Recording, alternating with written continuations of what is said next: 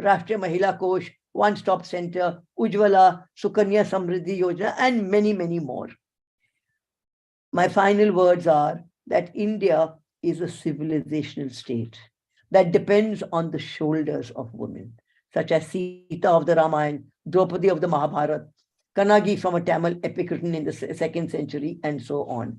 They were strong, unconventional, intelligent, and independent women capable of taking independent decisions and exercising that autonomy.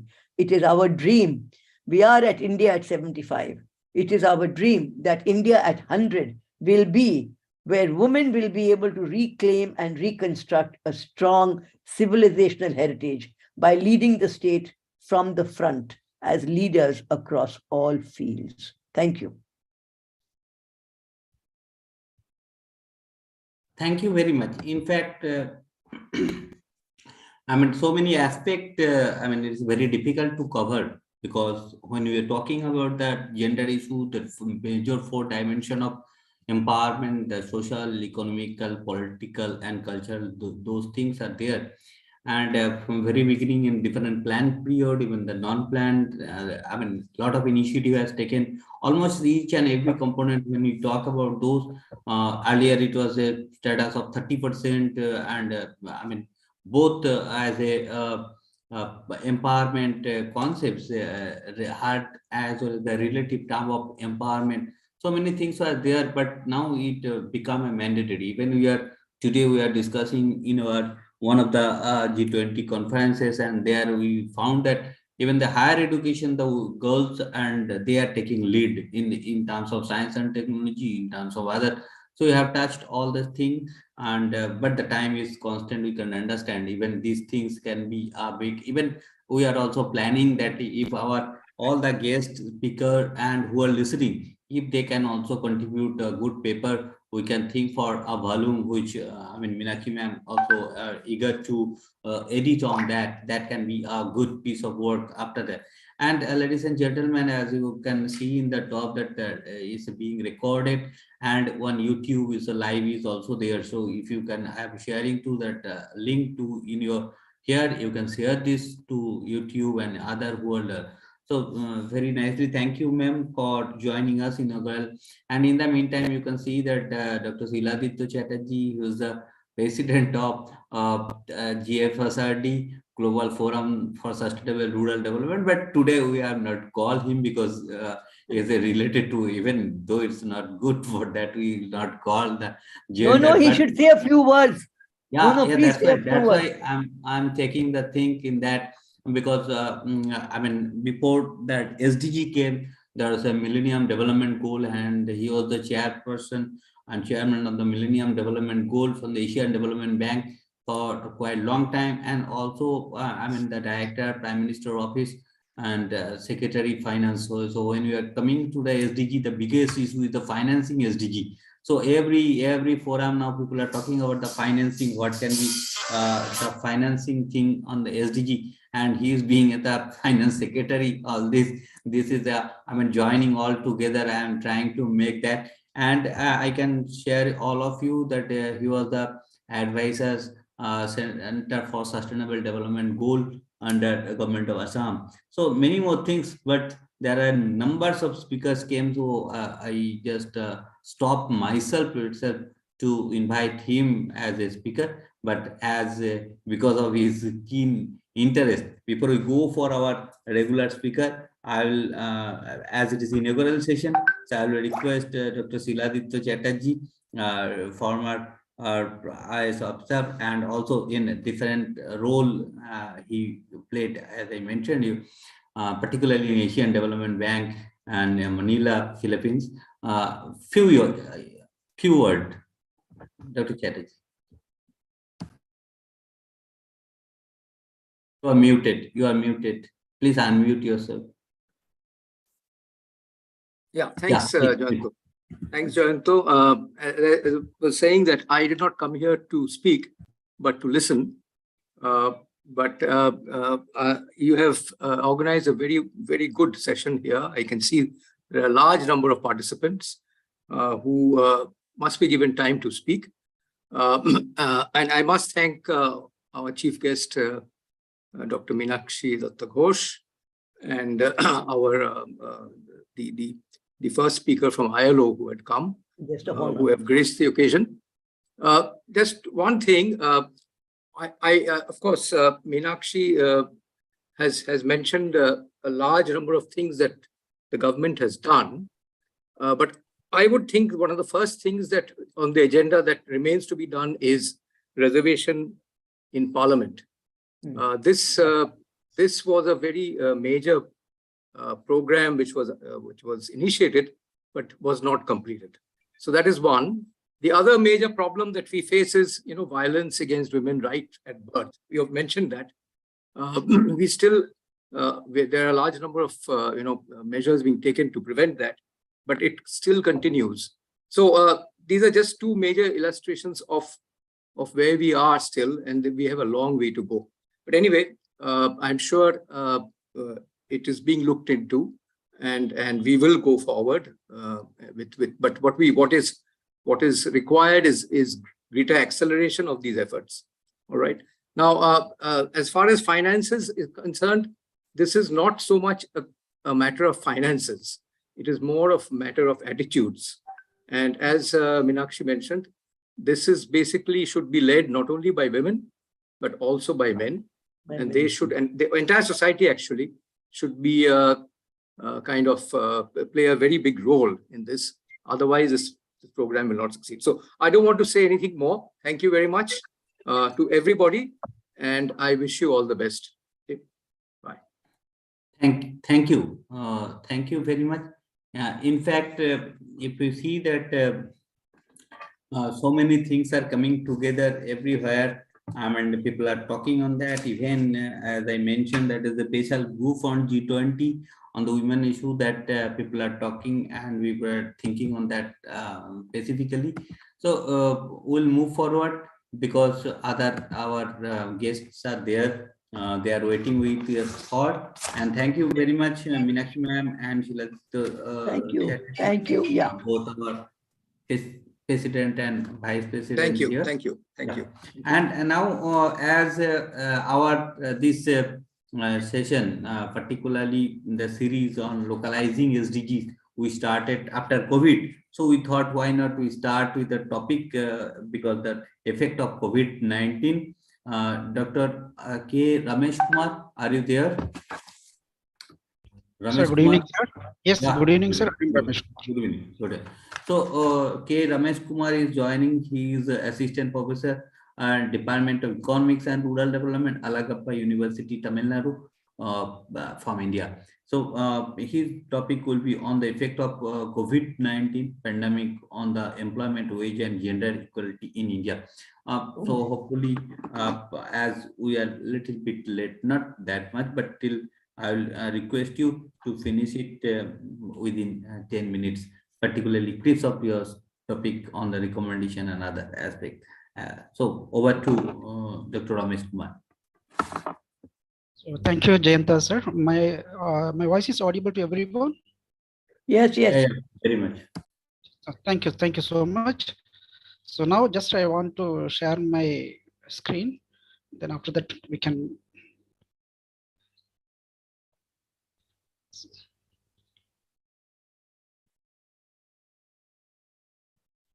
So my screen reached to everyone? Yes, sir, it is. Thank you. So first of all, good evening to everyone. So on my, I must thanks to Jayanti sir for giving me an opportunity to present my views on gender equality in at the India level. So this is my straight away I'm going to topic, and we can discuss one by one. So my topic is effect of COVID-19 pandemic on the employment, wage, and gender equality in India. So I already, Jayanta sir introduced myself. So again, I am introducing myself, Dr. K. Ramesh Kumar, working as an assistant professor in the Department of Economics and Rural Development in Alagappa University in Tamil Nadu. So now I am moving to first slide. So I will split in my presentation in three. So first one is gender equality, then gender equality and employment, and gender equality and wage. Okay, let us start with Mahatma Gandhi quote. So before going to that, so in global, nearly 50% of the women are in the total population. So in India also nearly 48 to 49% of the population, it is very close or equal to the men. But in the case of the women equality, the majority part of the things is women are inequality. So the quotes of Mahatma Gandhi, to call women the weaker sex is a libel. It is a man's injustice to women. So we are seeing in everywhere, the injustice to women are happening everywhere. For example, if you take into the employment, or if you take into the wage, or if you take into the social activities of women, the injustice are exist. So just I'm going to give you what are the things happening in the pandemics. So pandemic on the pains is, suppose if you take into the 2021 Google search, the most word in the word was searched by the Google is the coronavirus. So coronavirus have made two things. So one is the health crisis, normally fear, anxiety, and panic. Then economical losses, which economic losses means the loss of employment and the loss of wages. Then finally, human loss. So the coronavirus made, as on the data of in the COVID WHO, so as on 2023, so nearly 66 crore infected and 6 crore human or losses at global level. And 5 crore are infected in India, and 5 lakhs of human are losses in India.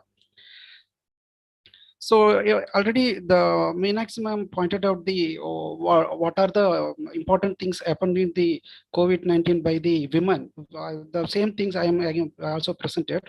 So COVID-19 infected people all gender and all ages.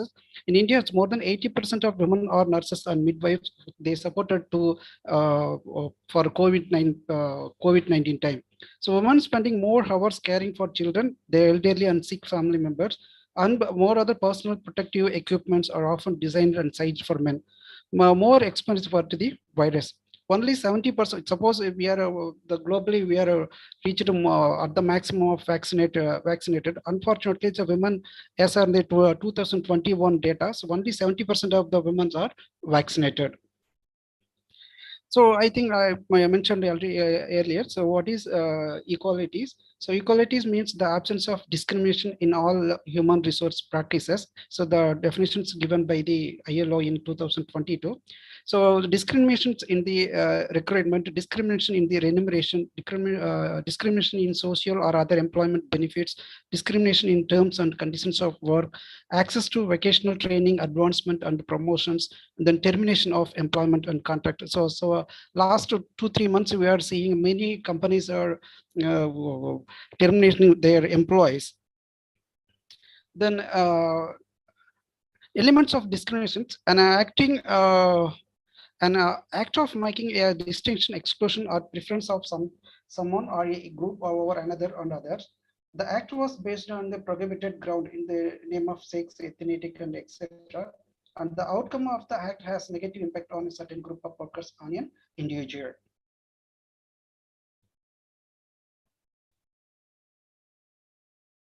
So according to Indian constitutional rights, so women are getting many positive supports from the Indian constitution. For example, if you take into the Article 15, no person shall be discriminated on grounds of religion, race, caste, sex, or place of birth. So Article 51A gives it is the responsibility of every citizen to renounce the practices derogatory to the dignity of women. Then Article 243 T3 subsection of 3 gives 1/3 of the total number of seats in Panchayat and municipalities for women to be allotted by the rotation to a different constituency, including number of seats for women belonging to SC and ST categories.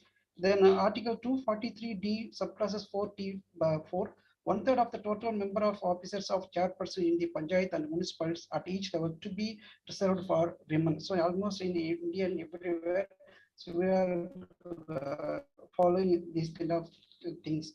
Then if you take into the world gender equality in employment, so nearly 43.82% of female are working in employment. For a male, it is 67.86. So still the women are earning less than 70% on the male. Okay. So I think these are the things. I can just skip in the. Okay, this is the employment. For example, during the pre-COVID, COVID-19 time and post-COVID time. So employment for male, there is no maximum changes.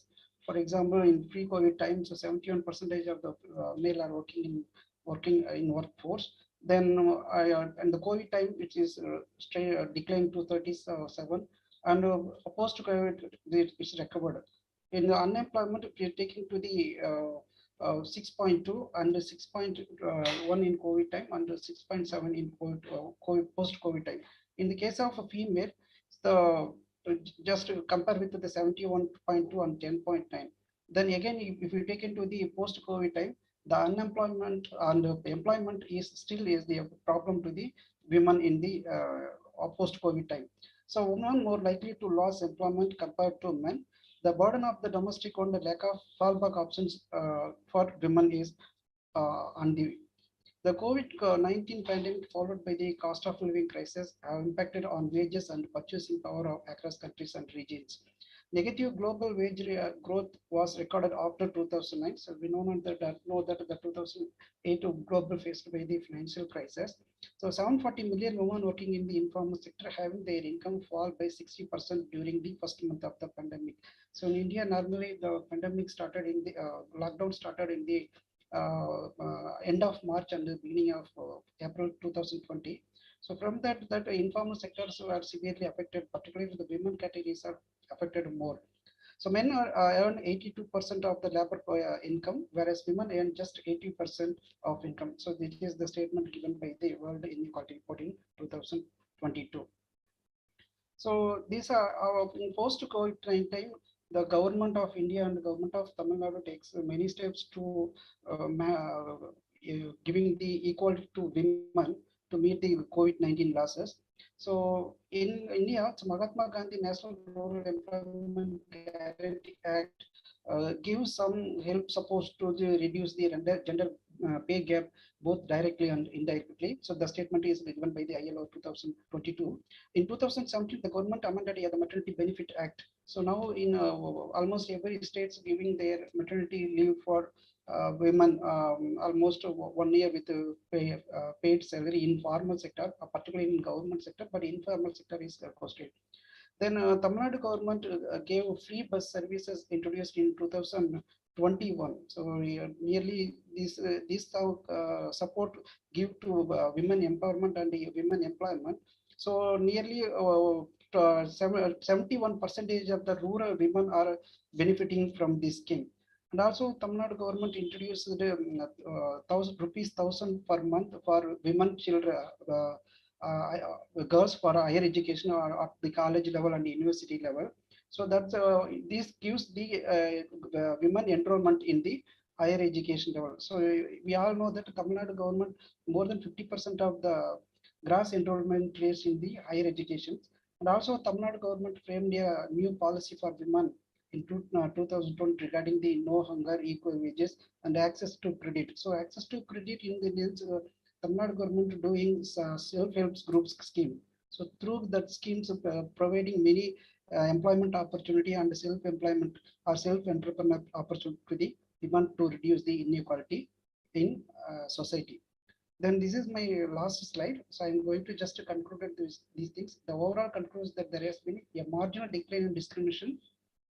Then the overall impact of the pandemic has been severe in urban areas due to the national lockdown, bringing urban business to a grinding halt. The percentage of the unemployed rose from 15% to 50% within a period of 3 months.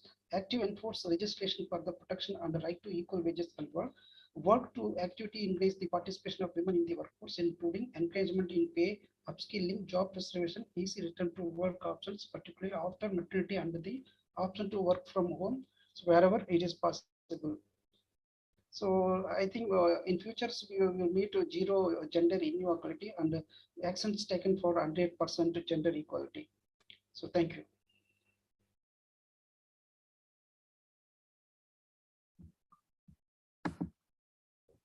Thank you very much. You can stop sharing. In fact, I mean, it was good that it come to the point very fastly and within time. That is important. But we have taken a lot of key things and that what happened to gender issues after COVID, the effect of COVID that you have pointed on very nicely, particularly the state Pacific. So thank you very much for joining, and you shared your PPT, and also try to develop one paper on this topic. I will request you to develop a paper, and we'll try to bring it as a publication for that.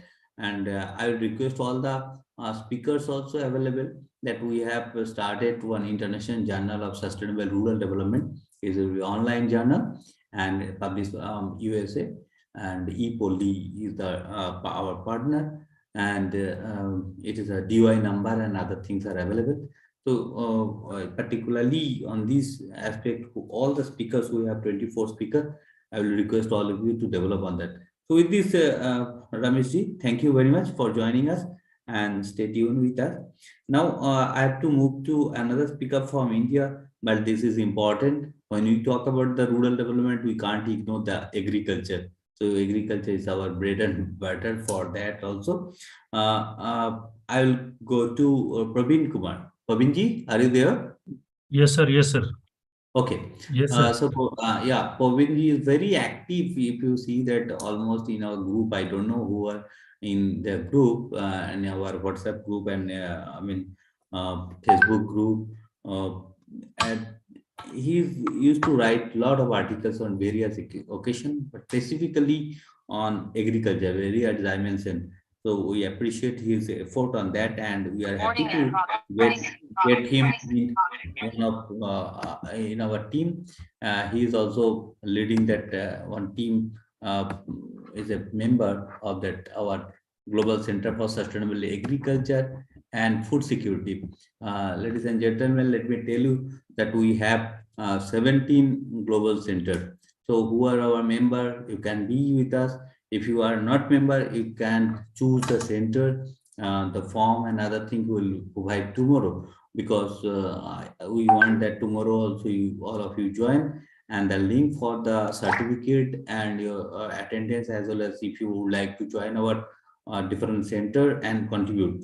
This membership is absolutely free, but we want your valuable contribution, as Praveenji used to do.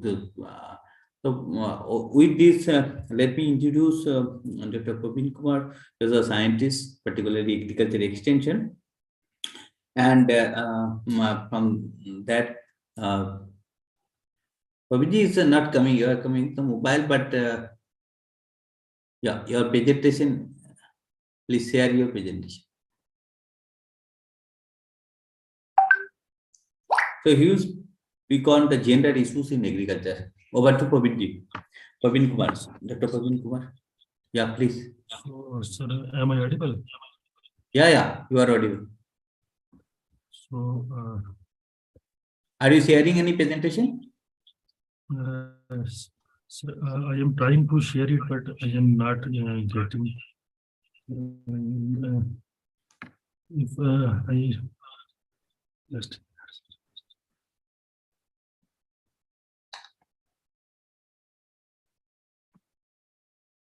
Sir, hello.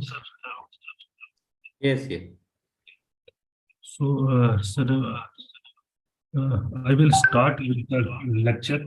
I am unable to share my slides. Okay, otherwise, okay, you can share your PPT possible in my WhatsApp. Let me try also. Otherwise, you can carry on, because you are getting late. Okay, sir. So, I will speak on the various gender issues in agriculture. Basically, all the speakers have very well deliberated upon the various gender issues in different aspects related to health, related to finance, related to employment, and all other sectors. So I will straightforward come to the gender issues in agriculture. Basically, women in agriculture since age have been a silent and invisible partners, contributing to development in different sectors of the economy. And all across the globe, rural women and girls are leaders in agriculture, food and nutrition security, natural resource management, and biodiversity conservation. They are at the front line at a time when the natural resources and agriculture are threatened, and thus their contribution to the agriculture sector is immense. No, not only in agriculture, in domestic care and in other work also, rural women are at the forefront and are taking charge of being in the driver's seat. So if I talk of the data available regarding the role of women in agriculture, the figures say that in sub-Saharan African countries, their contribution in food production is 80 to 90%. In Asia, in which India falls, their contribution to food production is 50 to 90%.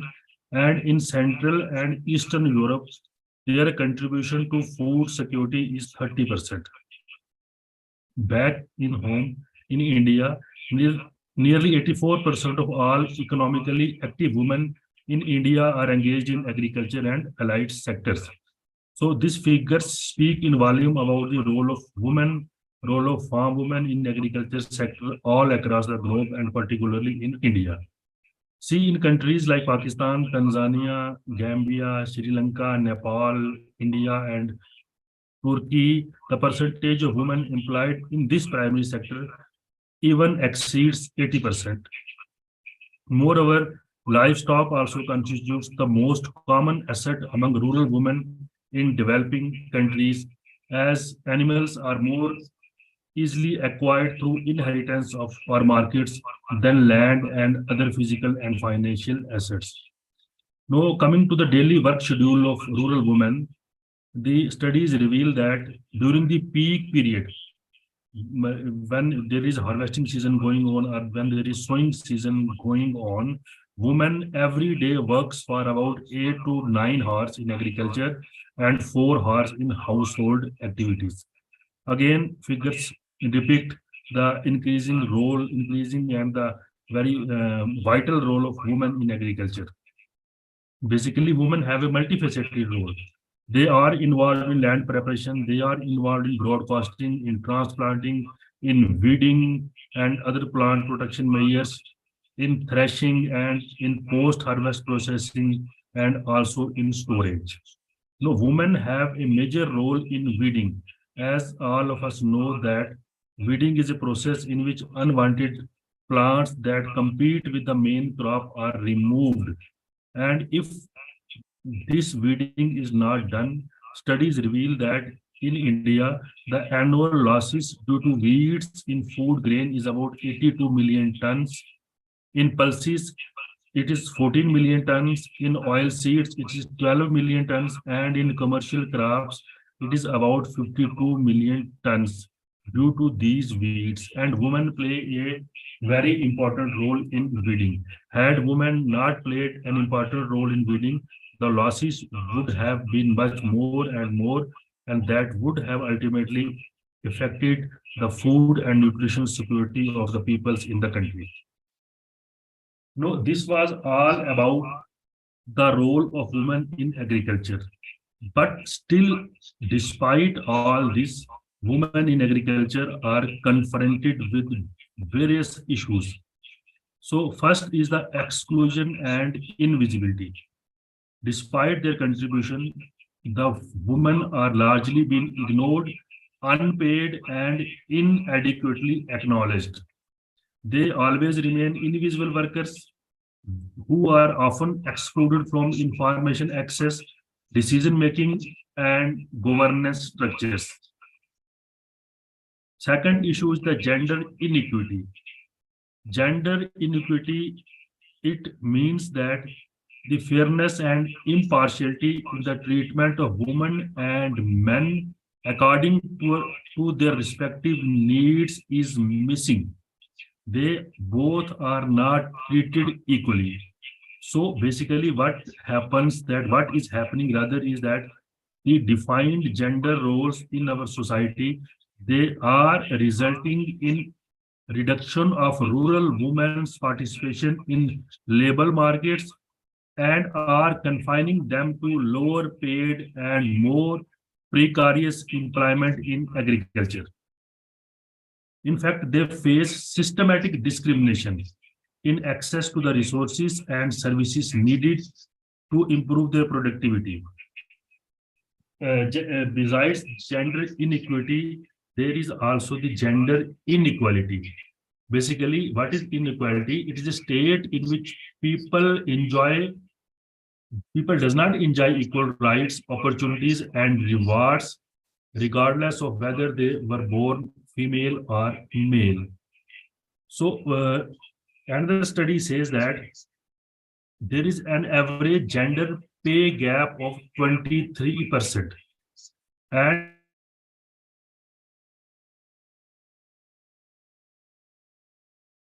in World Economic Forum, 16, the gender inequality reverted back to 2008 level. And at that time, that was reported that it will take another 170 years for women and men to be employed at the same rates, paid for equal work, and have the same levels of seniority. See the extent of inequality. Another issue the farm women face is the access to productive resources in agriculture. And this access is in terms of ownership of land, livestock, and other agriculture resources.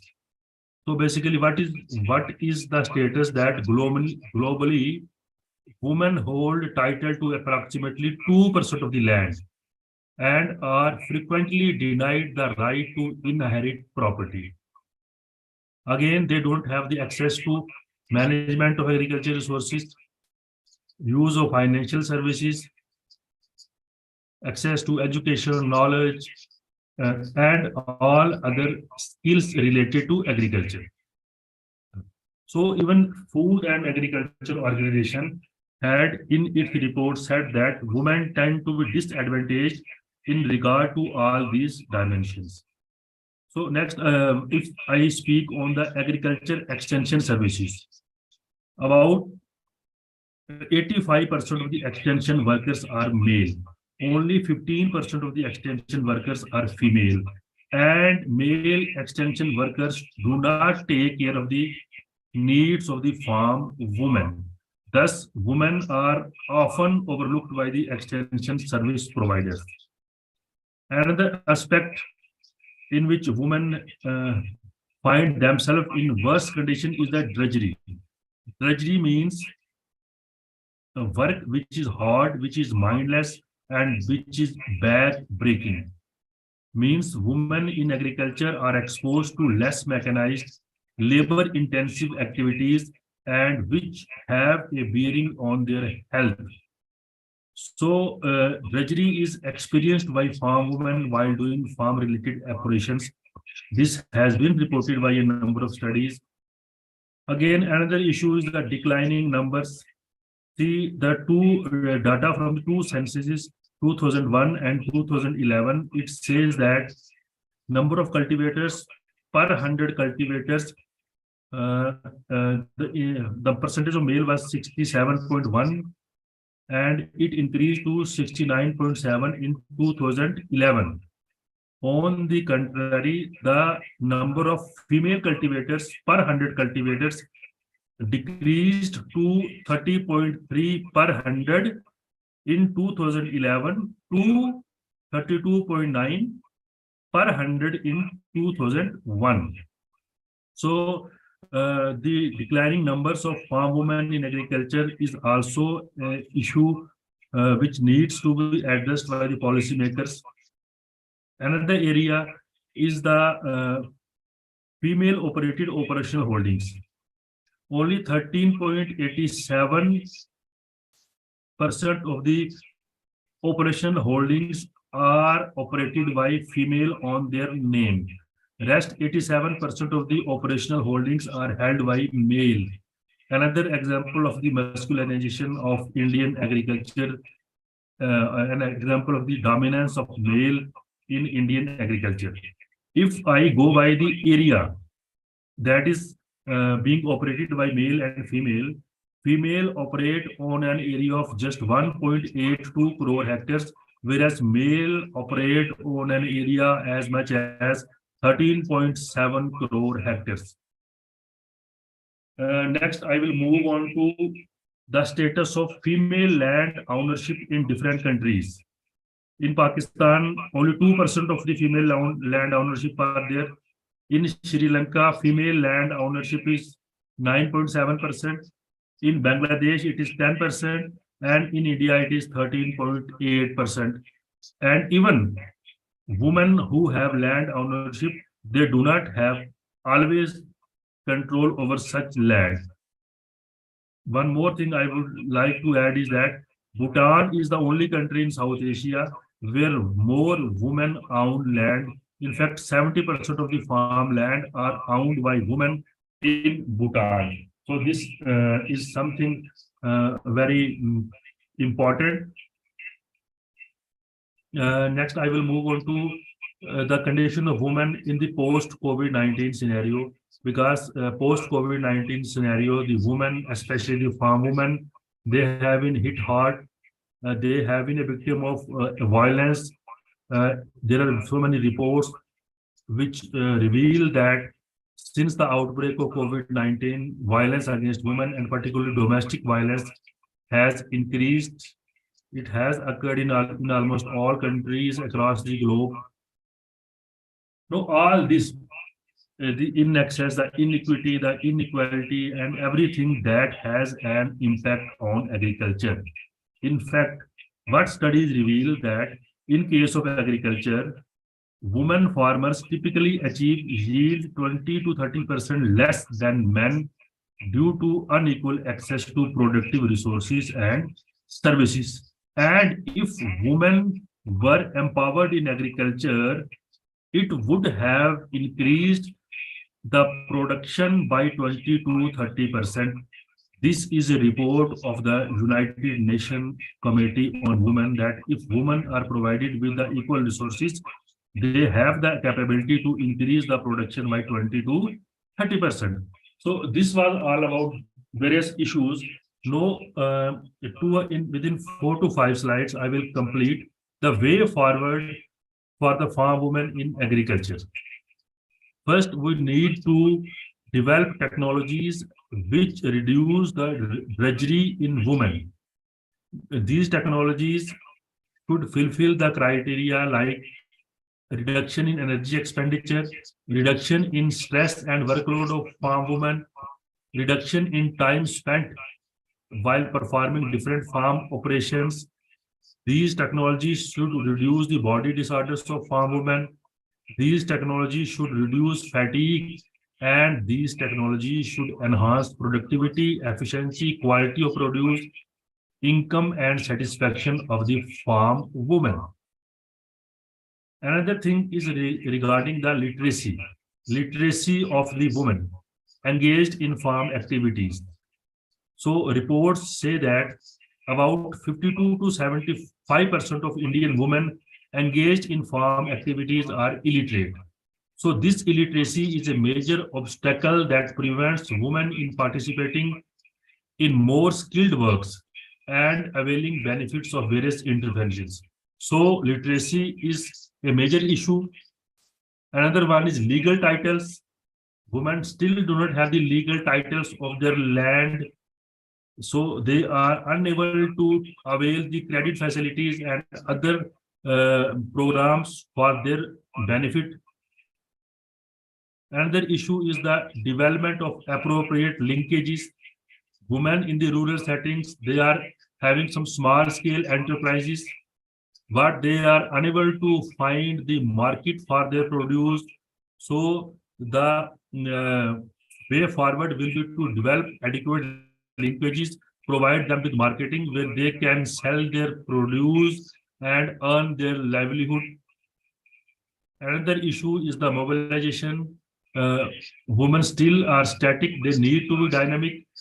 They can be aggregated into small self-help groups commodity interest group, farmer interest group. In fact, the government has come up with a very important program, farmer producer organization. So farm women can avail the benefits under these various programs. Another issue is the entrepreneurship opportunities. Government is laying a much focus on creation of entrepreneurship skill among the youth, and for these, a number of skill trainings have been started, and the agri startups, different grants are being provided under different schemes. Women can avail the opportunities under different schemes. The only need is to make them aware of such programs where they can acquire the necessary skills and the hand-holding in terms of finance from different agencies involved in promoting entrepreneurship opportunities for the women in agriculture sector. In fact, there are women-specific entrepreneurship activities. So one such is Mahila E-Heart, where women who are producing something, they can put their product on the digital platform and they will get buyers online.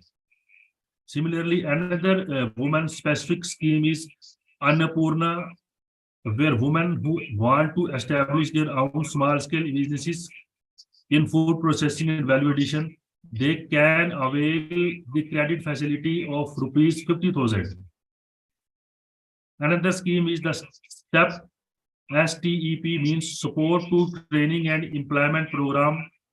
Under this scheme, women are provided skill training in different aspects of agriculture, horticulture, food processing, tailoring, stitching, handlooms, embroidery, handicraft.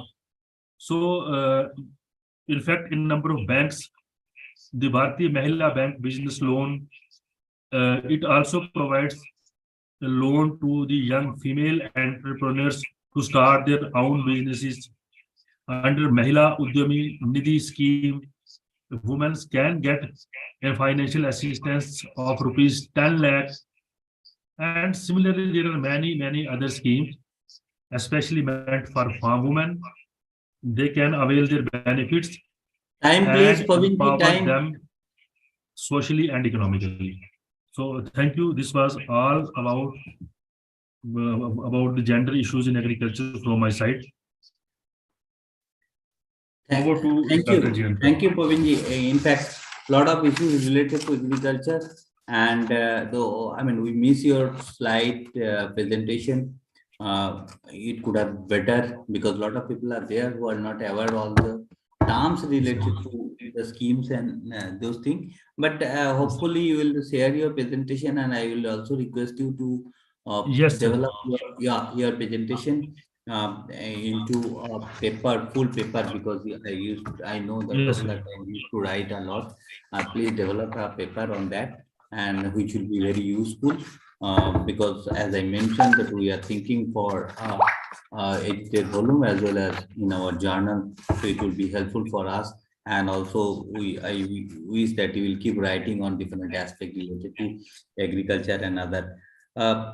Thank you very much. Now may I come to Trinidad and Tobago, Miss D.B. William Campbell. Hi. Hi, how are you? Yeah, how are you? Okay. Yeah, so let me tell ladies and gentlemen, she belongs to that organization iCare Sustainability International. Basically, this is in the Kenya base. One of they have a lot of good friend of me, the colleagues. They are also partnering in various occasions. Recently, we did a mini project on action for SDGs with them, and we used to work together. So iCare Sustainability International is always a good partner. Also, is based on Nigeria, but they have people from different places, particularly my friend Netherlands, Kenya, and now Campbell is also joining for Trinidad and Tobago. So I am requesting Campbell to talk on that, their approach on that youth empowerment, which is an effective but changing solution to gender equality, mentoring and educating and protecting our. But Campbell, I will request you if you can finish within 10 minutes because we are a little bit late, not that much. Okay. Thank you. I'll share my screen.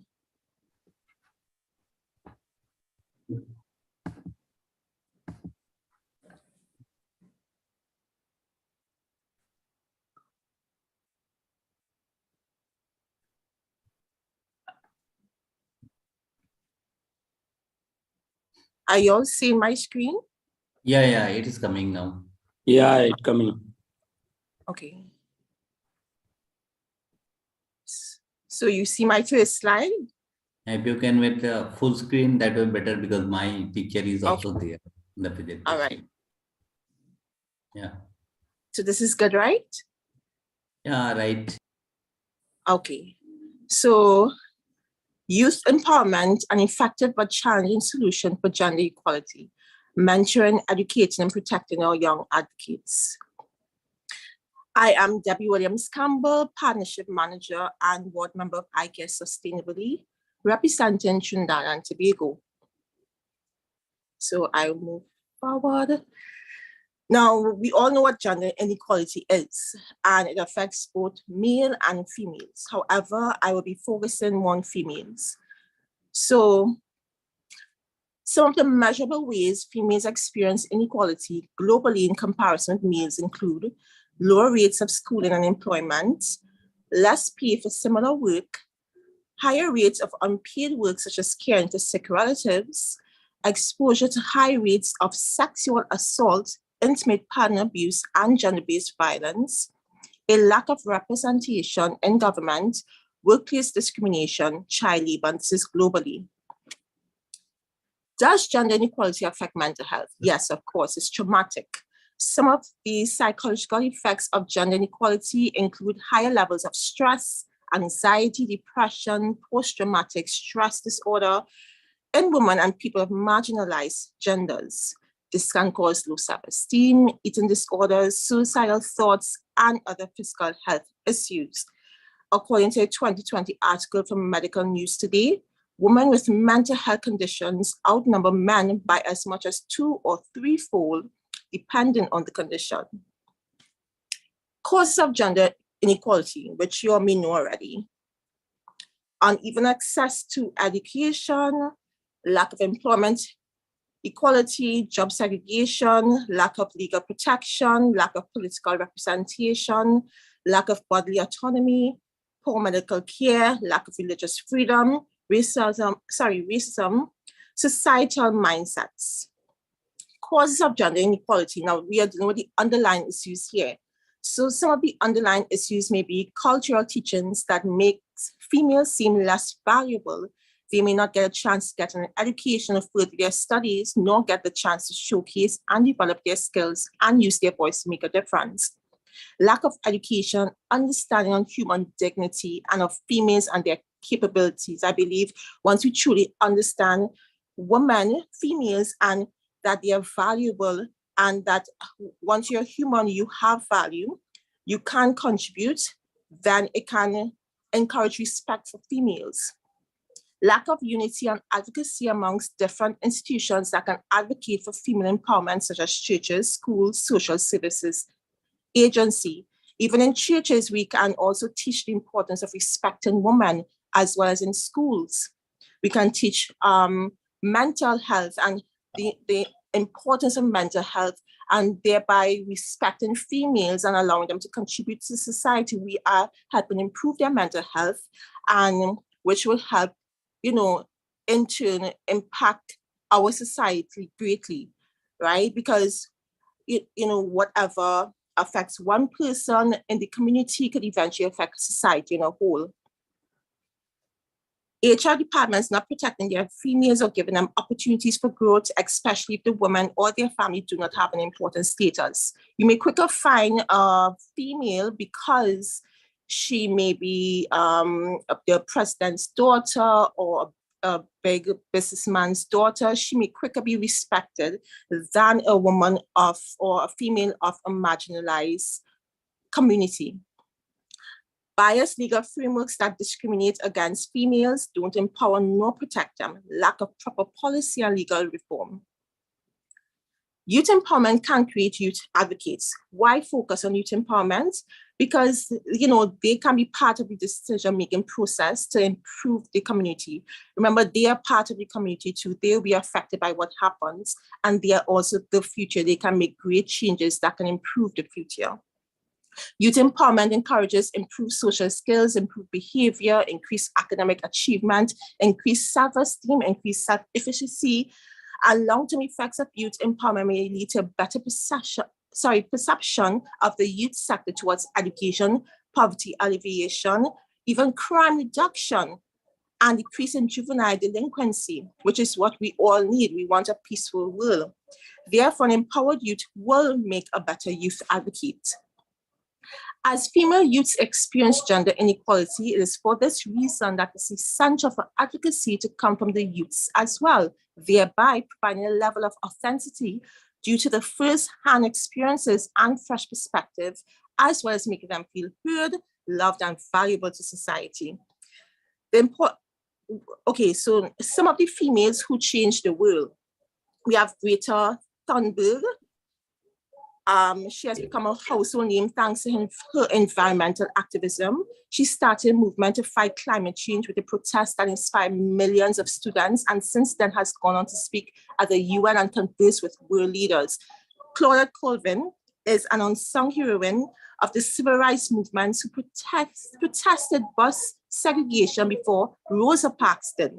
At just 15 years, she refused to give up her seat on the bus and was one of many activists who fought for racial equality. We also have Malala Yousafzai, I believe. She's become a worldwide legend and Nobel Peace Prize winner. And it's important to remember that her courageous activism for education, women's rights began when she was very young. Sorry about the background noise, everyone.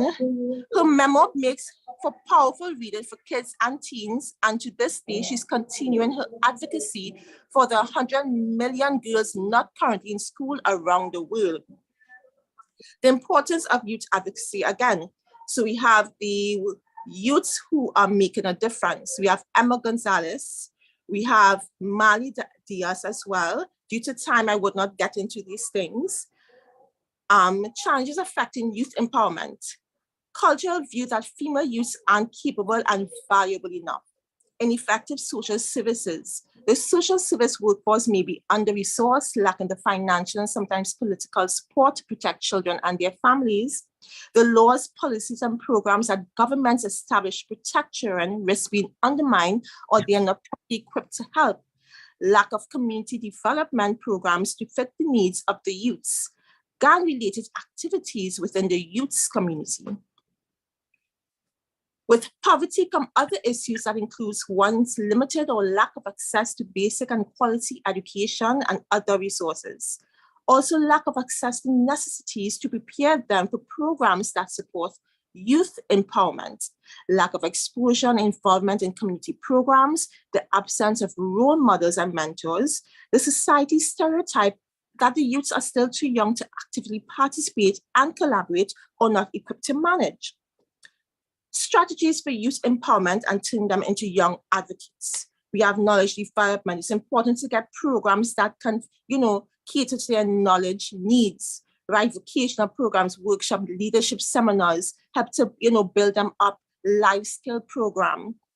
And then we could focus on different topics on youth development and external and internal challenges youth face and how to overcome or manage those challenges. Also educating their guardians, adults within their communities, so that they can understand the importance of youth empowerment and protecting them, right? Because they are the future and they can help make a great difference once properly equipped. Mentorship having someone, and I can speak from experience, when you have someone at your side to lead you, because you're in this world, you still have so much to learn. And those mentors have had experience, and they can teach you new things, and they can prepare you better for what is to come, and encourage you to be innovative, and, you know, give you room to create new ideas and give you guidance as to, okay, how to improve guidance. So that's why mentorship is very important. Sorry?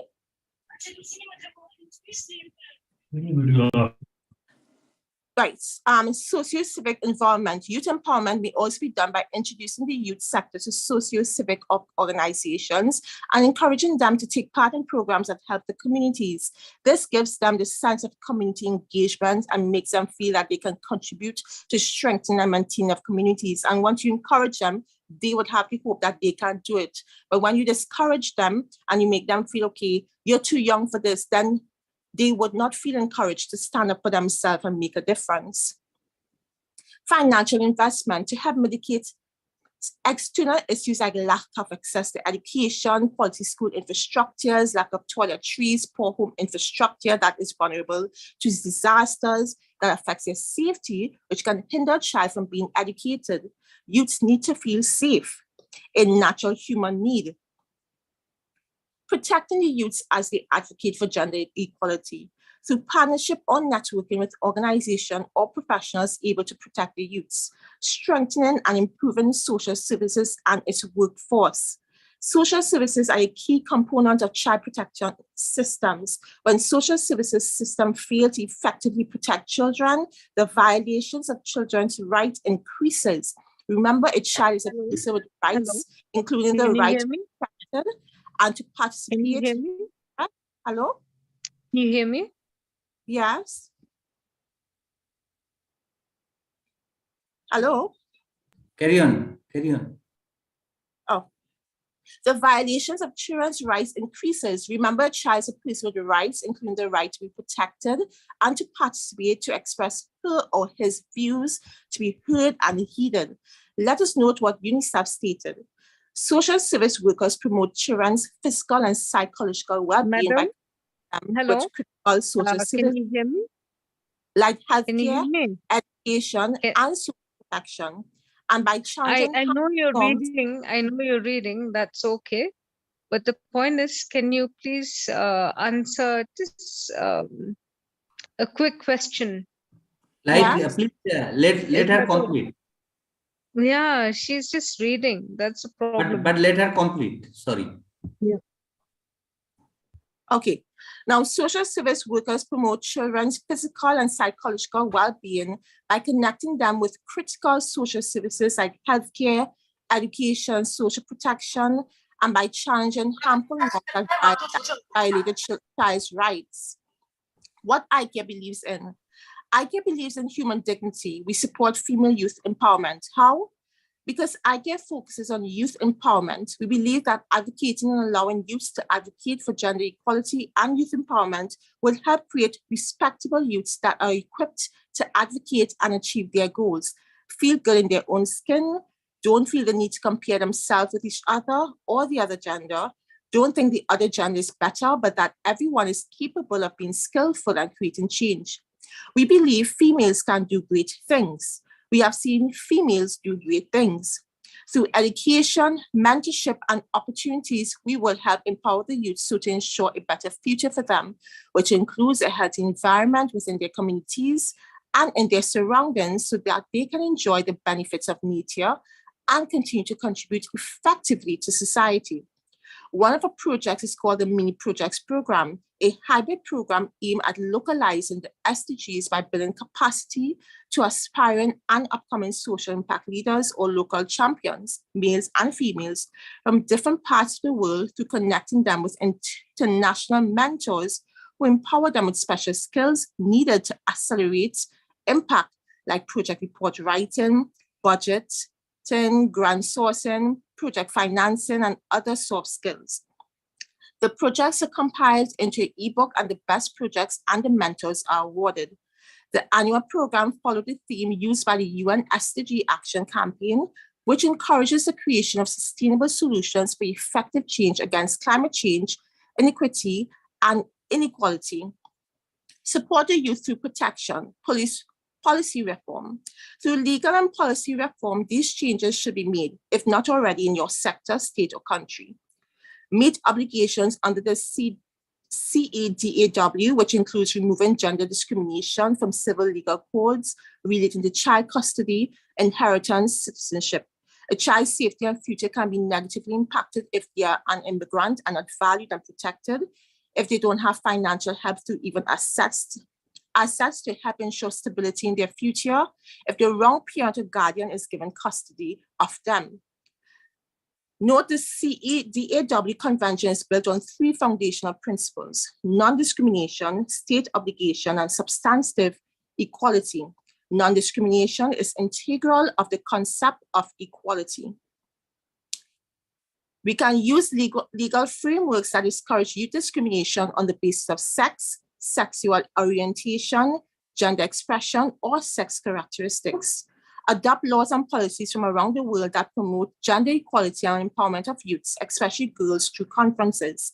Ensure that the legal frameworks provide all children and adolescents equal protection from violence, harassment, and exploitation, which includes child marriages and female genital mutilation.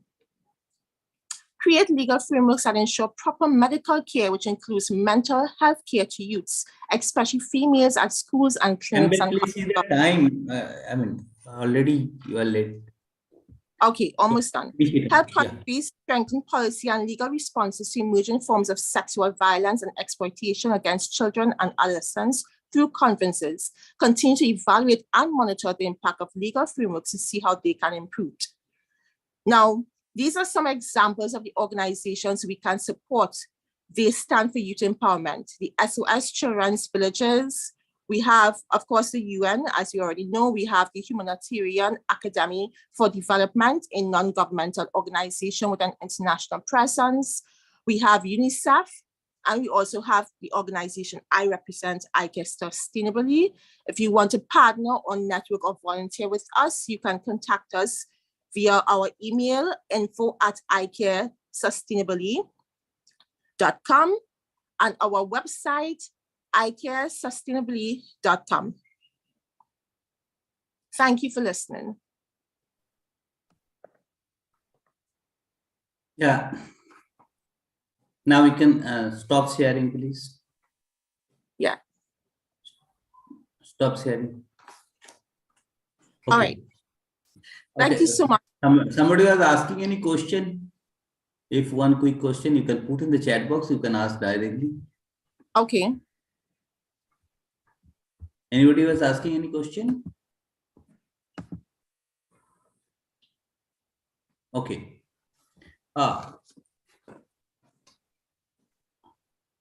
Ibrahim, yeah. Someone had But a question. you are muted, Ibrahim. You are muted. You are muted. We can't. Sorry. Yeah. Can you hear me now? Hi. Hi. Hello. Yeah. Hello to both of you and to the other panelists who are there. Well, basically, I condone to what you actually are doing, and I'm very happy at what you're doing, with the African, North and South African countries, and I'm very happy about that. Having said that, even in our community, what happens, we have a matrilineal society, not matriarchal, matrilineal. So which means that it's just a lineage that comes onto the, the daughter of the youngest daughter, basically. But having said that, I wanted to discuss something much more pertinent, that what you had discussed before, what you had said before, when you had brought in the other allies from, from various countries. So I wanted to know what your viewpoint on that is, really. I mean, you've seen that, you've known how they are. So, of course, it might have been a video conferencing of such, but then there was a video that was showcast. So I wanted to know what was your outlook on it. Can you kindly, share it back to us so that we can also understand, and then I can come back to you. No, even we have a lot of speakers, so you can put the question to the chat box, and if possible, Campbell, you can answer to the chat, because little. You can put in the chat box. All right. Because Okay, we'll do that. We'll do that. We'll do that. Yeah. Thank you. So thank you, Campbell, and both Evie Green, and let me go to Professor Dr. Bandana Anwar. Professor Bandana, are you there? Bandana ji, yeah, please unmute yourself.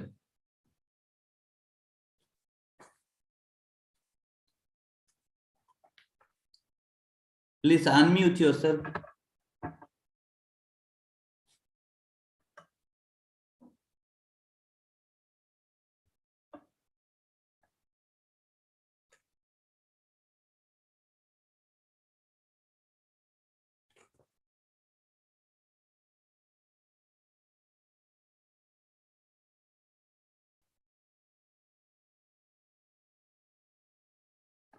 We are getting everything except the PPT. If you want that, I can share the PPT.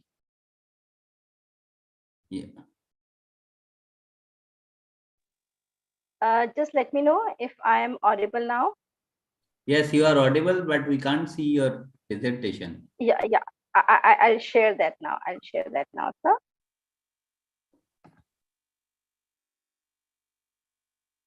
Yeah, but you are sharing screen, not the PPT.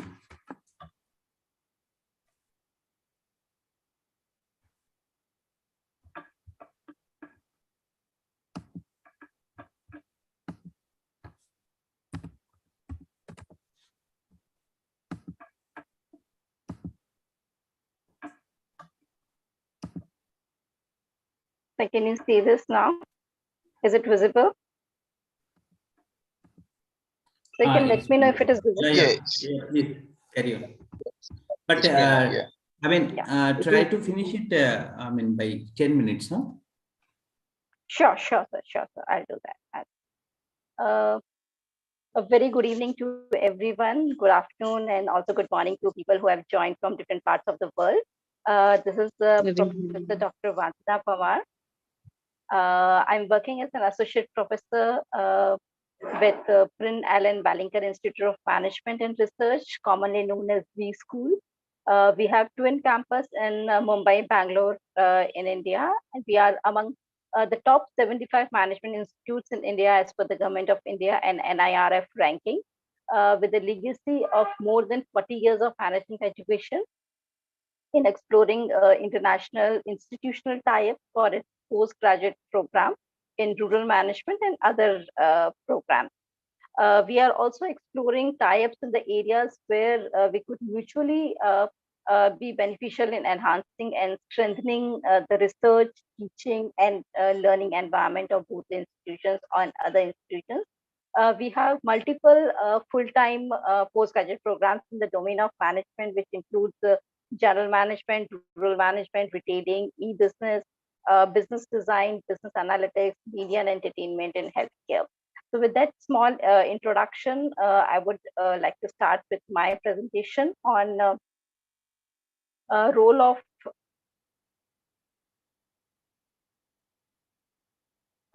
self-help groups in impacting or having impact on rural women empowerment.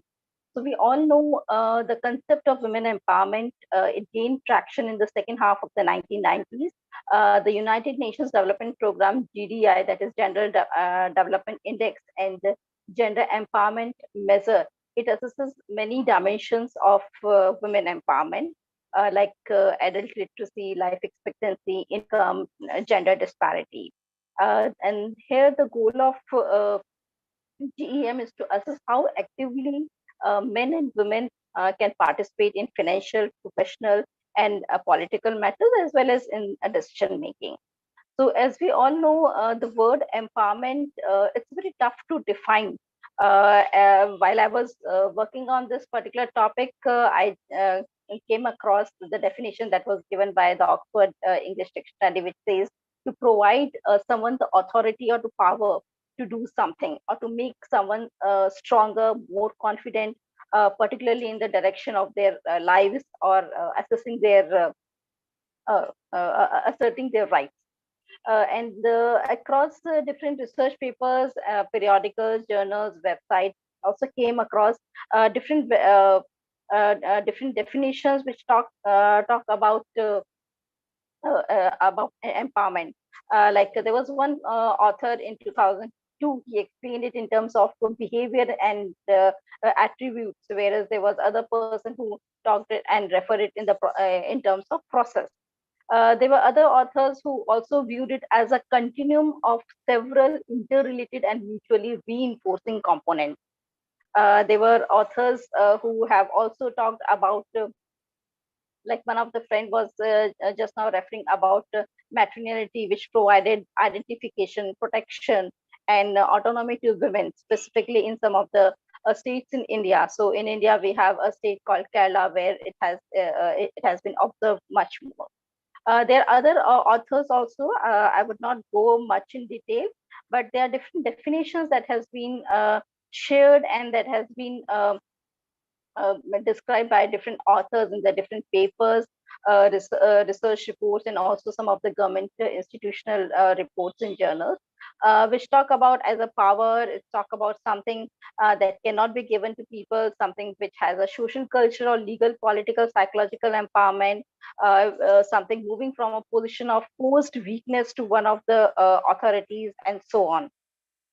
So most of these authors, if you see, have emphasized on the ability to influence one's own well-being and making strategic life choices. And some of them have also defined women empowerment as a form of increasing knowledge that assists women in changing their perception and gaining abilities. So there are authors who have delved into details of voyage from women's right to women empowerment also. And it has also been described by different feminist schools of thoughts, which includes liberal, Marxist, radical, socialist, who have significantly contributed to the emergence of the concept of empowerment.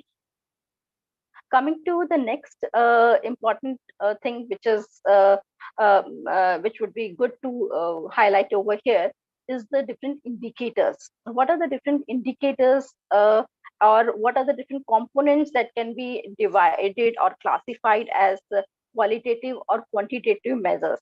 So when we talk about the quantitative indicators, which basically include your economic, social, culture, political, legal, and whereas the qualitative includes the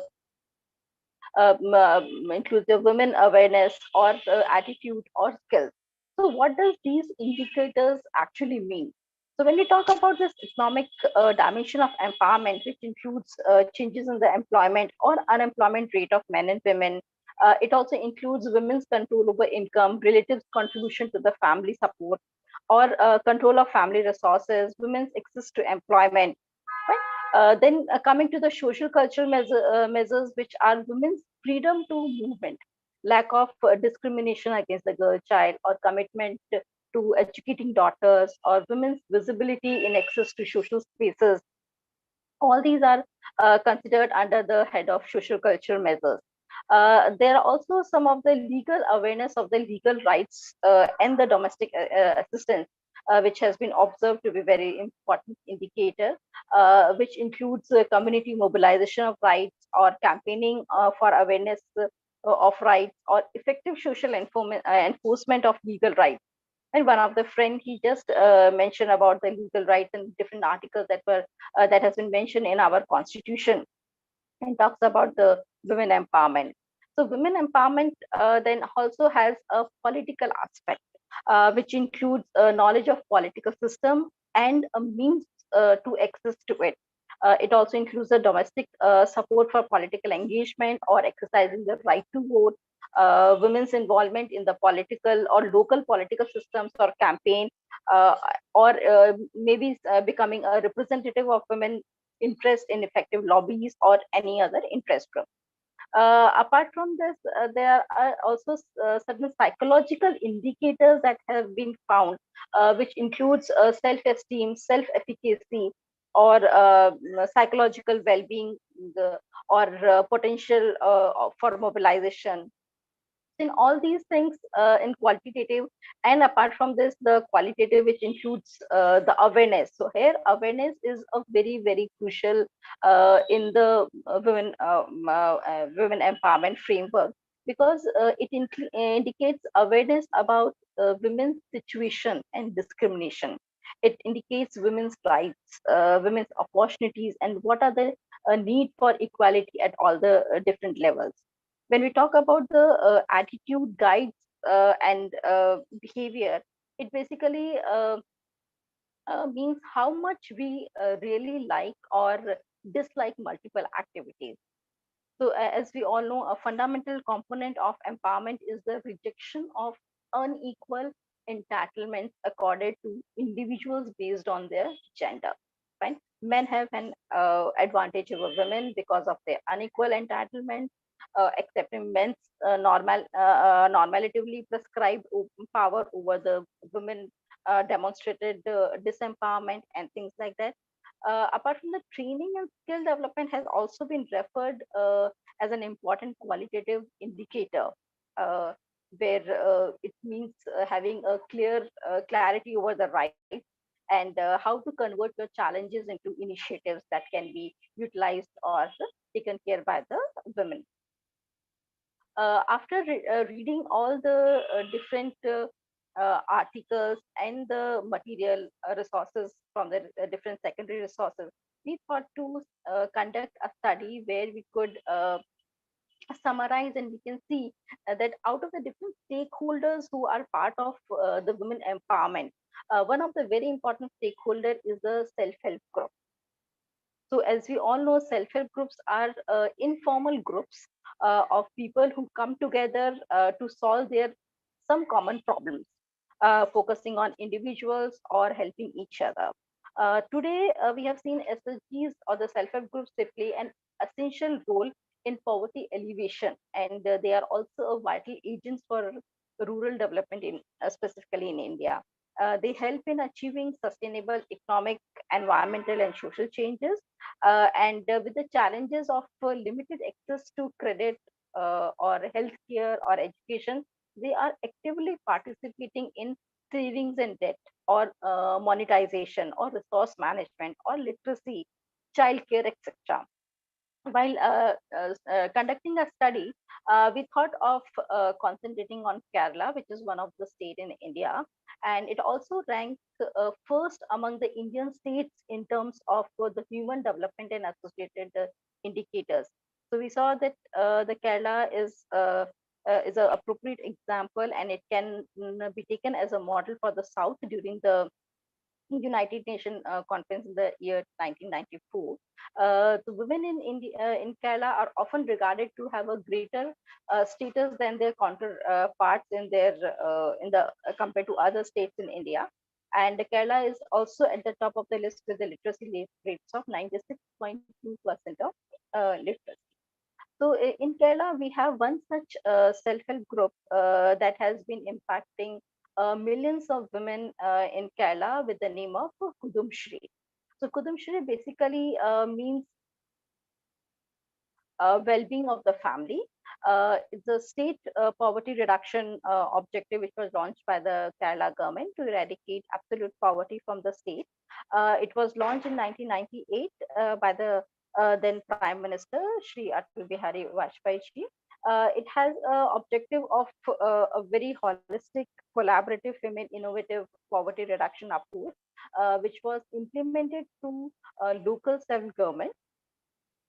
So when we studied about Kudumshri, it consists of a three-tier female community network, which consists of the neighborhood, the area development societies, and the community development societies at the local government level.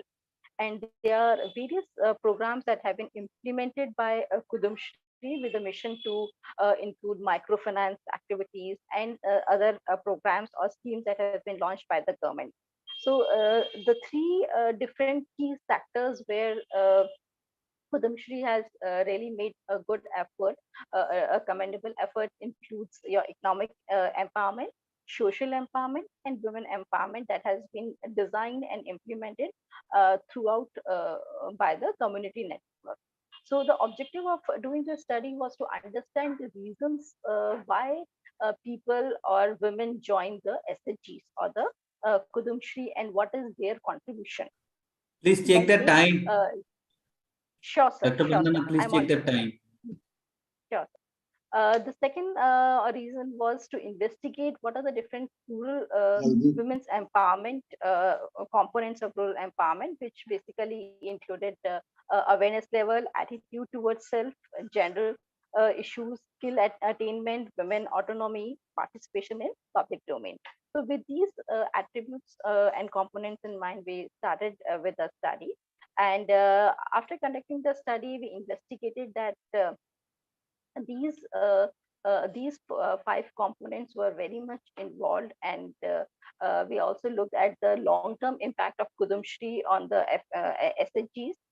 We did a study through the field survey and the personal interviews, which were conducted with the Kudumshri members. We had different dependent and independent variables, which are part of any research that we normally do. So the research shows that education as the most important single variable in our analysis. It is intimately linked to all the aspects of empowerment, including participation. Women are well informed about empowerment programs. They have a very high level of can you hear autonomy. me right now? Yes, Madam, can you hear me right now? Yeah, yeah. I just wanted to ask you, so because you're from Assam, right? no. I'm sorry. You're from which state, madam? Ma'am, if you don't mind, can I just finish and then we can take this question? Just give me a minute. I'll come back to you. Yeah, thanks. So we were talking about the education as a most important variable in our analysis, and it was also seen that the women were well informed about the empowerment programs, and they have a very high level of autonomy in their families and in the society, and also they have a very excellent control over the resources.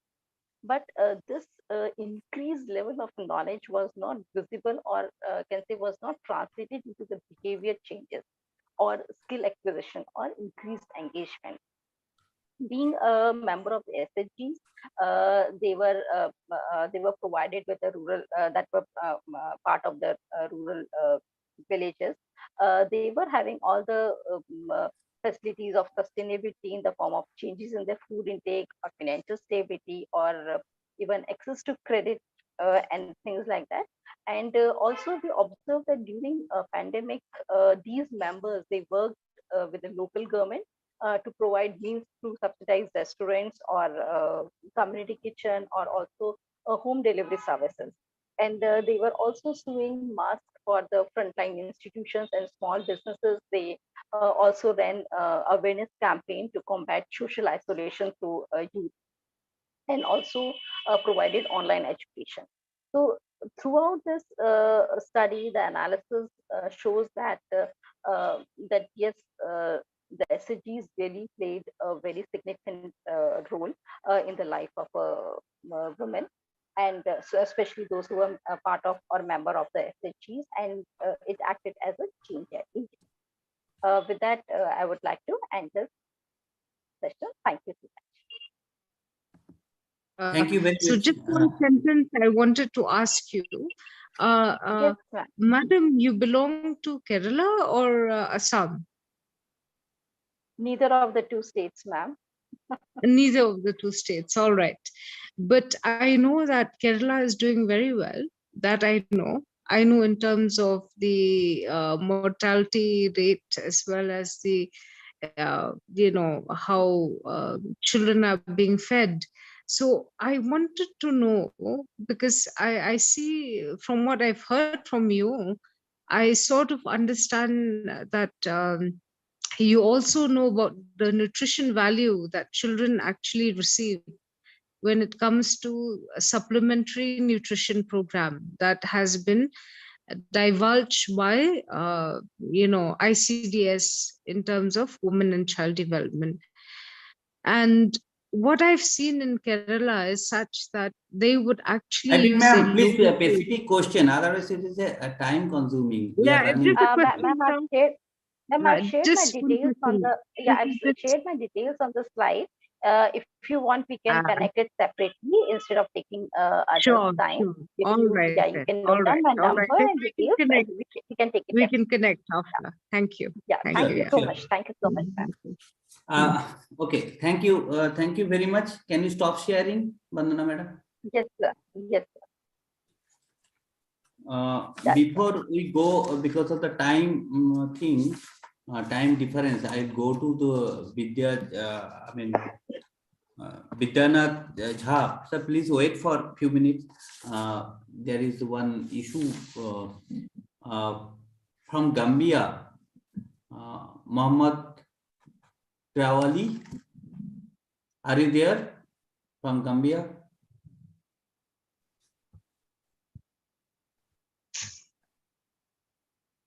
I am here. Yeah. Would you like to present now? Exactly. I would like to. Dr. Jha, please just wait for a few minutes because of the time gap. They have some issue. As we are Indian, you just take some. After that, I will come to you. So I will request Mohammed Trawali from Gambia to discuss on gender issues and peace development. But as we are running late, I will try to be concise on the issue what we are talking within 6 minutes. All right. All right.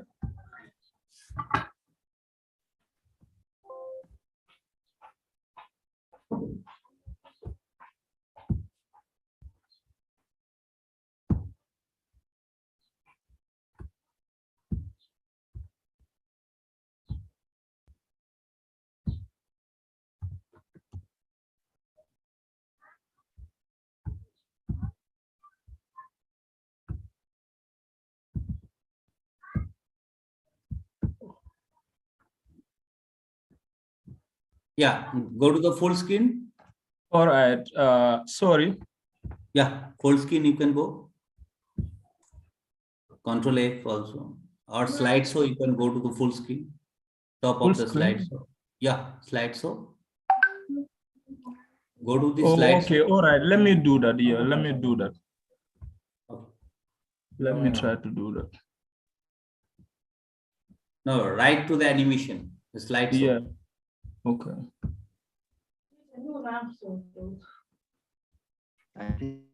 No, not animation. Go to the next slideshow. Slideshow. Yeah.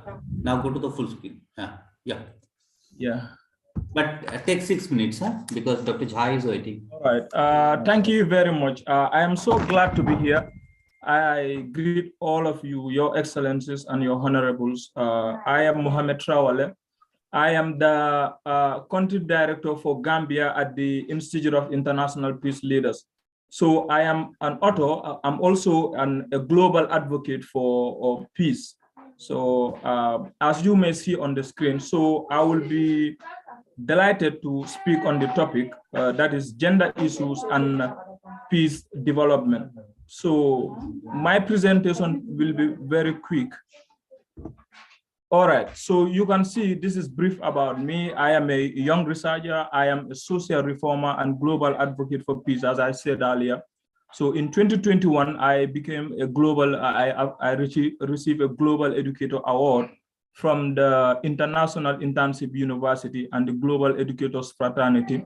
I am a global director for media in the United Youth for Sustainable Globe.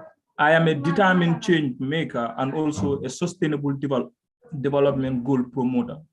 So let us look at very important things right now. Okay, So my presentation will be predominantly centered on two countries, that is Afghanistan and the Gambia. So the Gambia is the country I am from. So it is located in West Africa. So just is a neighboring country with Senegal, Dakar.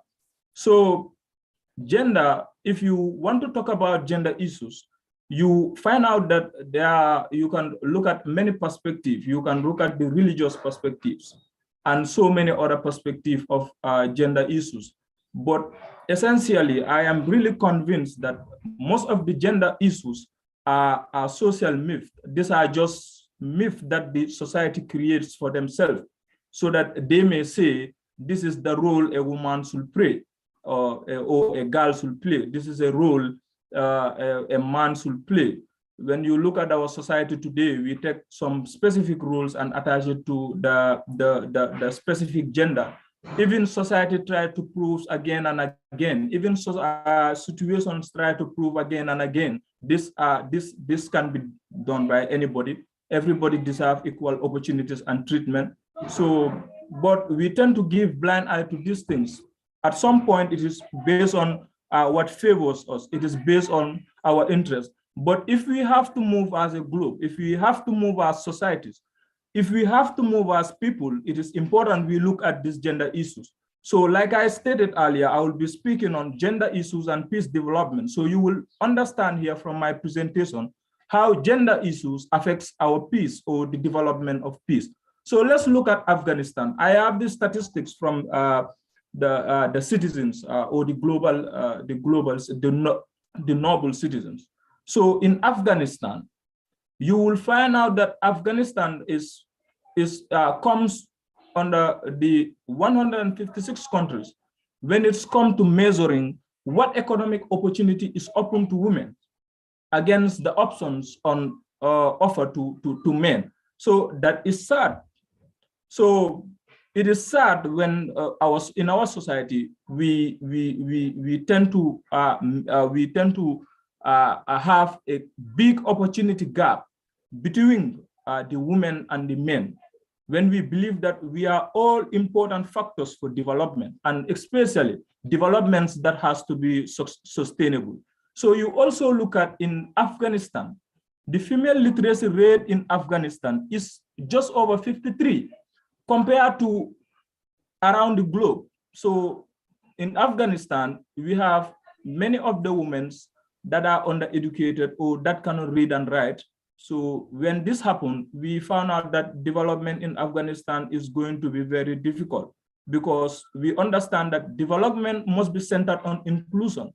So development also is about understanding. It is about knowing what happened if you cannot read and write. Would you be able to clearly understand and able to clearly know?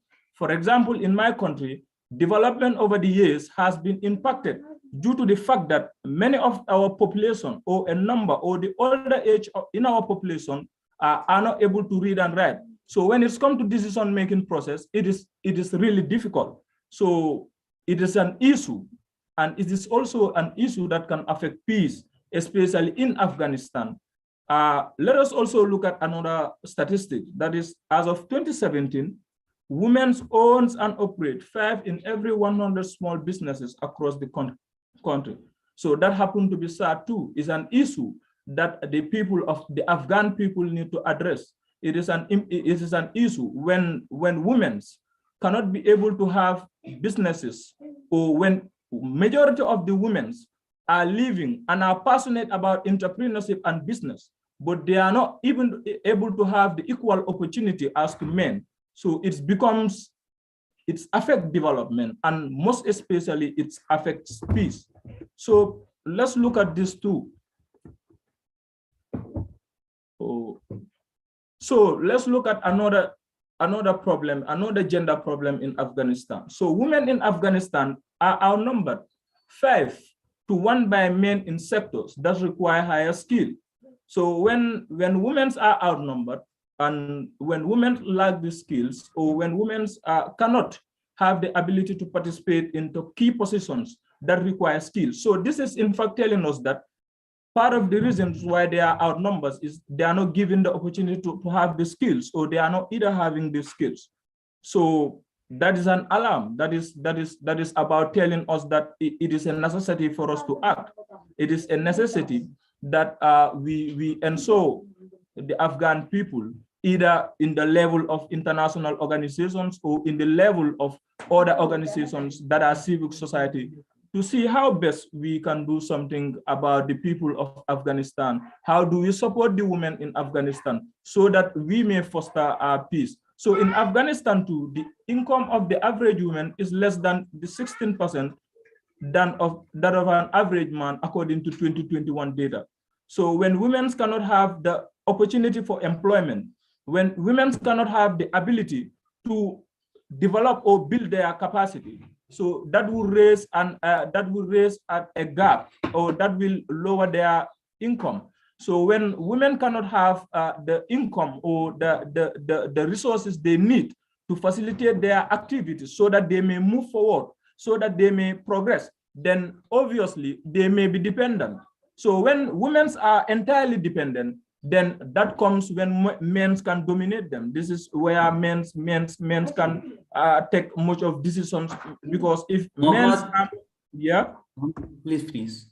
All right, okay, let me be quick. So in Gambia too, we have a critical gender issue. You may look at it. I want to conclude this presentation. So you may look at these statistics. So, but sadly, we have a political issue that is about the participation of women in Gambian politics. It is not very serious, and we have to look. We have to do something about it. The Gambian people needs to do something about it, including me, which I am trying. I am having platforms that I advocate for this and so on. But also, the sad thing continues to be that violence, especially sexual violence and harassment against women, happens to be another big problem. So now let us conclude this presentation. How does it affect the peace? So when women cannot have the resources, the facilities, and everything they need so that they may live a decent life, when women cannot have the ability to speak for themselves, it now makes men to be overpowerful than them. You know, this life, we operate this way. It's a natural law that this is how life operates. So everybody has a desire. When your desire conflicts somebody's desire and you are more powerful than them, you intend to impose your desires on them. When men tend to be more powerful, when men tend to have all the resources, and they try to subject the women to some beliefs and to some ideas, and that affects peace, because a graduate student of Yale University stated that when women are included in peace negotiation process, then not only the outcome is desirable, but it tends to last long. So women, themselves has a great role to play when it's come to peace development. However, when women continue to be neglected, when their rights continue not to be given, it affects our peace. That's why in my recent work, the Appeal of Sustainable Peace, I gave a suggestion when I'm talking about international peace. I said, I recommend the world to have an institution, to build an institution that we will call the Federation of Peaceful and Secure States and Societies. But my recommendation is 60% of the membership has to be women, because of the conviction that when women are engaged in peace building processes and negotiations, the outcome is not only desirable by the parties or the people that are involved or the stakeholders, but they tend to be more sustainable. Thank you very much. So I don't have all the time to make the perfect collaboration. Thank you very much. And okay, it was actually very good insight in other dimension we are listening. You two have taken both Afghanistan and Gambia. I will request to Mohammed, as it is the first presentation and first interaction with you. You're a good speaker and good thought also. And I will request you, please develop this as a paper, which we are going to publish, okay? And hopefully we'll be in touch in that. And now Dr. Jha, Vidya Jha is waiting. So I will request Yes, Dr. Jha. Yeah. But sir, sorry, but I can't give you a maximum 6 minutes, not more than that, because a lot of speakers are waiting from Bangladesh. My friends are waiting, my colleagues, and also a few more from Uganda and Kenya, they are also waiting. So if 6 minutes, please.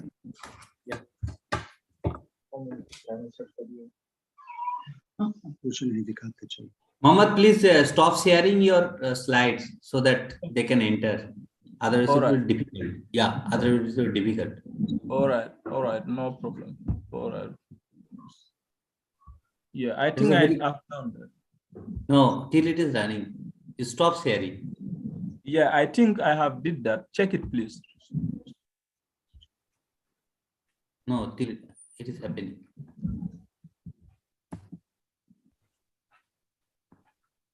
Okay, I can do. Yeah, please Yeah, do. I have Please done do. it. Yeah, All I right. have done it.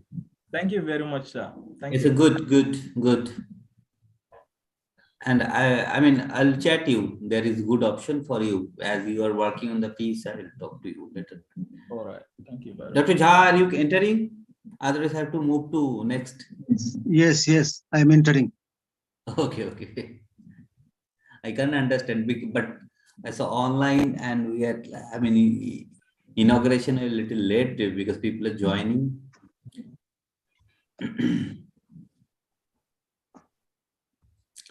You can start. You can start, in fact. And in the meantime, if your PPT is coming, it's okay. I will Otherwise, start you can verbally also. But cracks of the story, you please highlight on that. Particularly the issue. It's one of the part of agriculture background. So. Share the key. Yeah. Can you do the share? Share it. Yes, I am doing it. Share screen. You go to the share screen. Yes. Oh, you have so many support. Hai? Yeah. Yes. Yeah, but I am alone. Okay. I am a teacher, now a retired teacher. I have my students alongside me. Oh, yeah. Wow.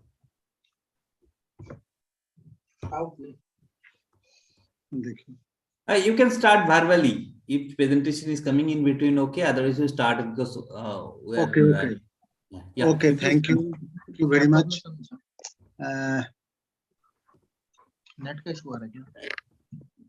I have worked for over 4 decades on Makhana, and I think time has come. Have you got the share screen? Yes.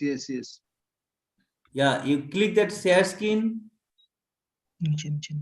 Before you open your PowerPoint presentation first, so that you will get 2 windows. Back.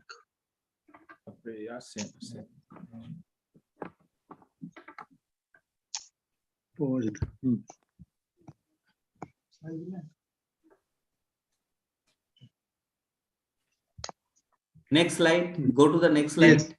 Yes. Slide number 2. The topic of my presentation is raising Makhana production as a national endeavor, a gender perspective. And I think time has come when women have, earlier they were engaged with this, earlier they were engaged with the post-harvest business, but now they are joining, even the cultivation process. Now this is on account of the fact that white pops of Makhana, I think the outside world knows Makhana by its pops, and they generally confuse it to be a product of lotus, but the fact is otherwise. The plant is a rooted floating macrophyte grown traditionally in the stagnant pools of Mithila area. Now, a number of women entrepreneurs have recently joined the process of formulating non-traditional consumer items of Makhana that are being popularized. As such, demands of Makhana items are increasing at a speedier pace. COVID-19 has added to its demand on account of growing realization about its immune boosting significance. It is with a view to raise its production and productivity that new waterlogged areas outside the traditional cultivation zone are being tapped for its introduction both within and outside the state of Bihar. Next one. Yes.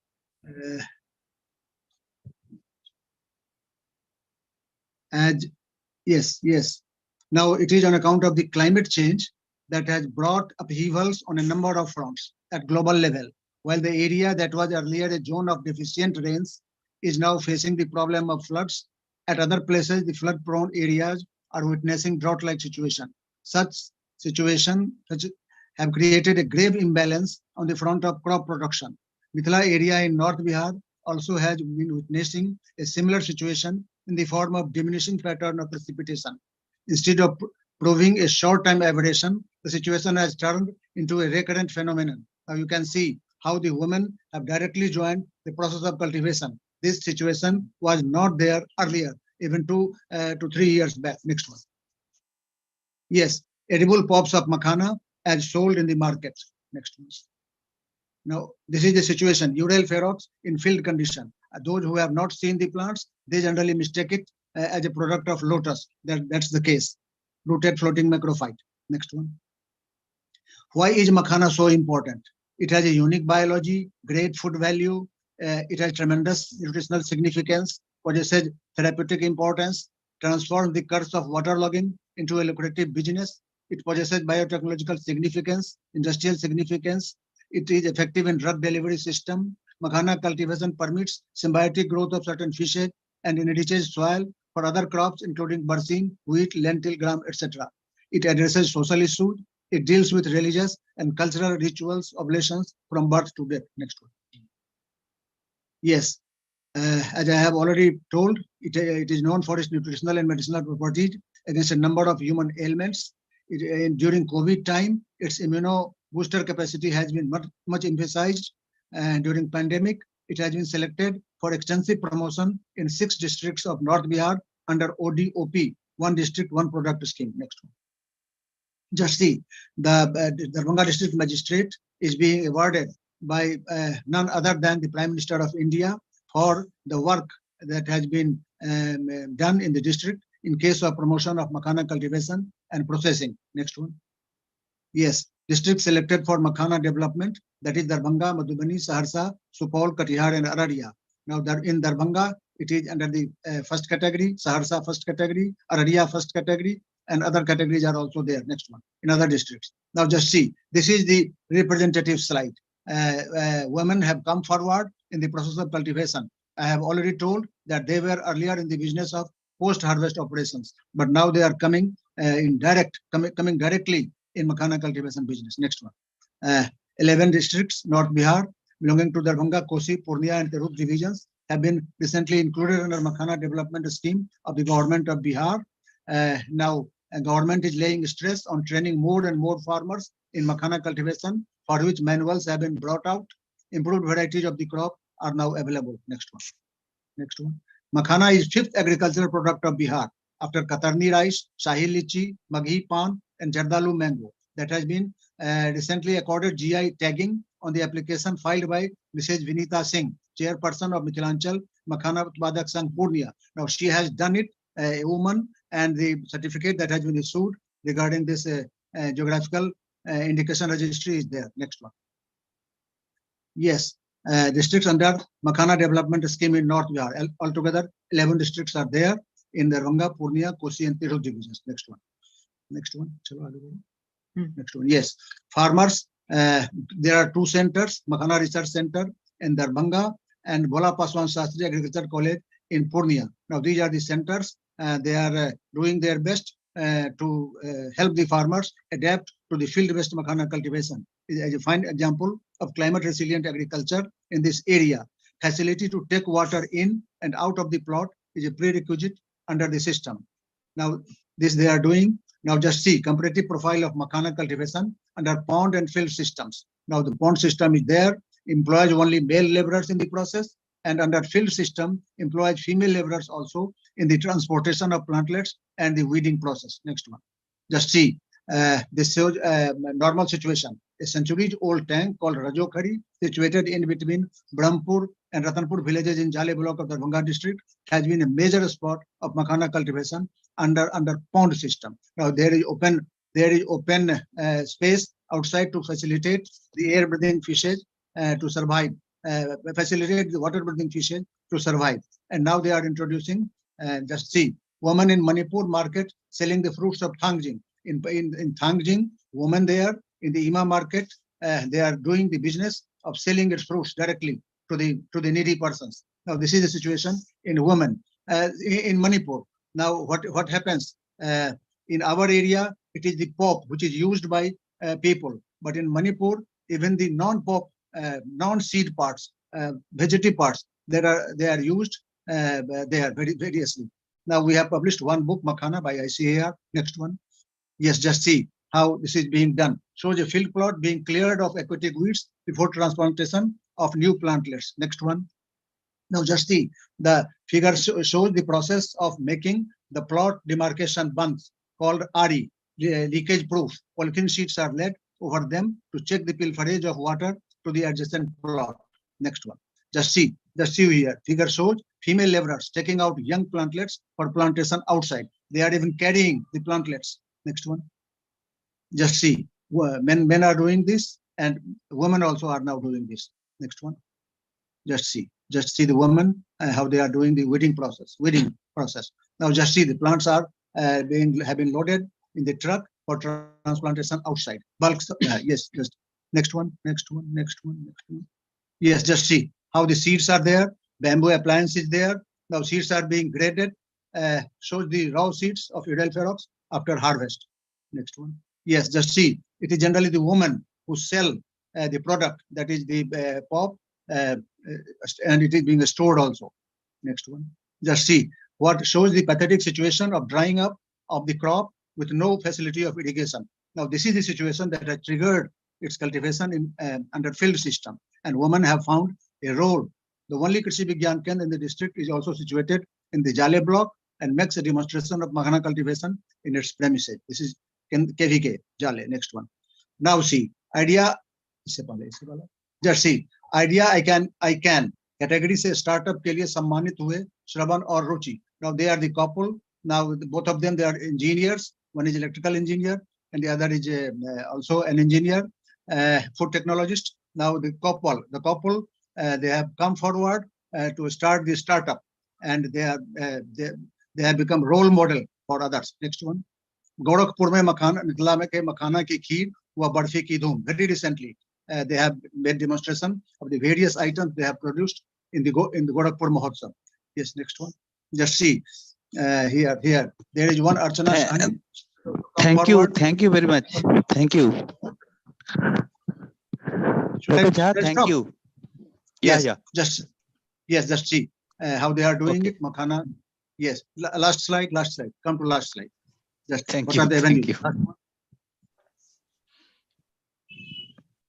Okay. Just see, women are doing the packaging business. Last one. Okay. So thank you. No, sorry, it's a very interesting and it's a income generation activities and new things are coming, and it's a required to popularization of this thing, not only in India, in other parts also, how we can develop. There are numbers of water bodies in India, even under MG, NRG and other, we have to do. But due to time constraint, we have to stop here. Okay. And I have to go. Yeah. Thank you. Now I'll go to Bangladesh. Tajmari Akhtar, are you there?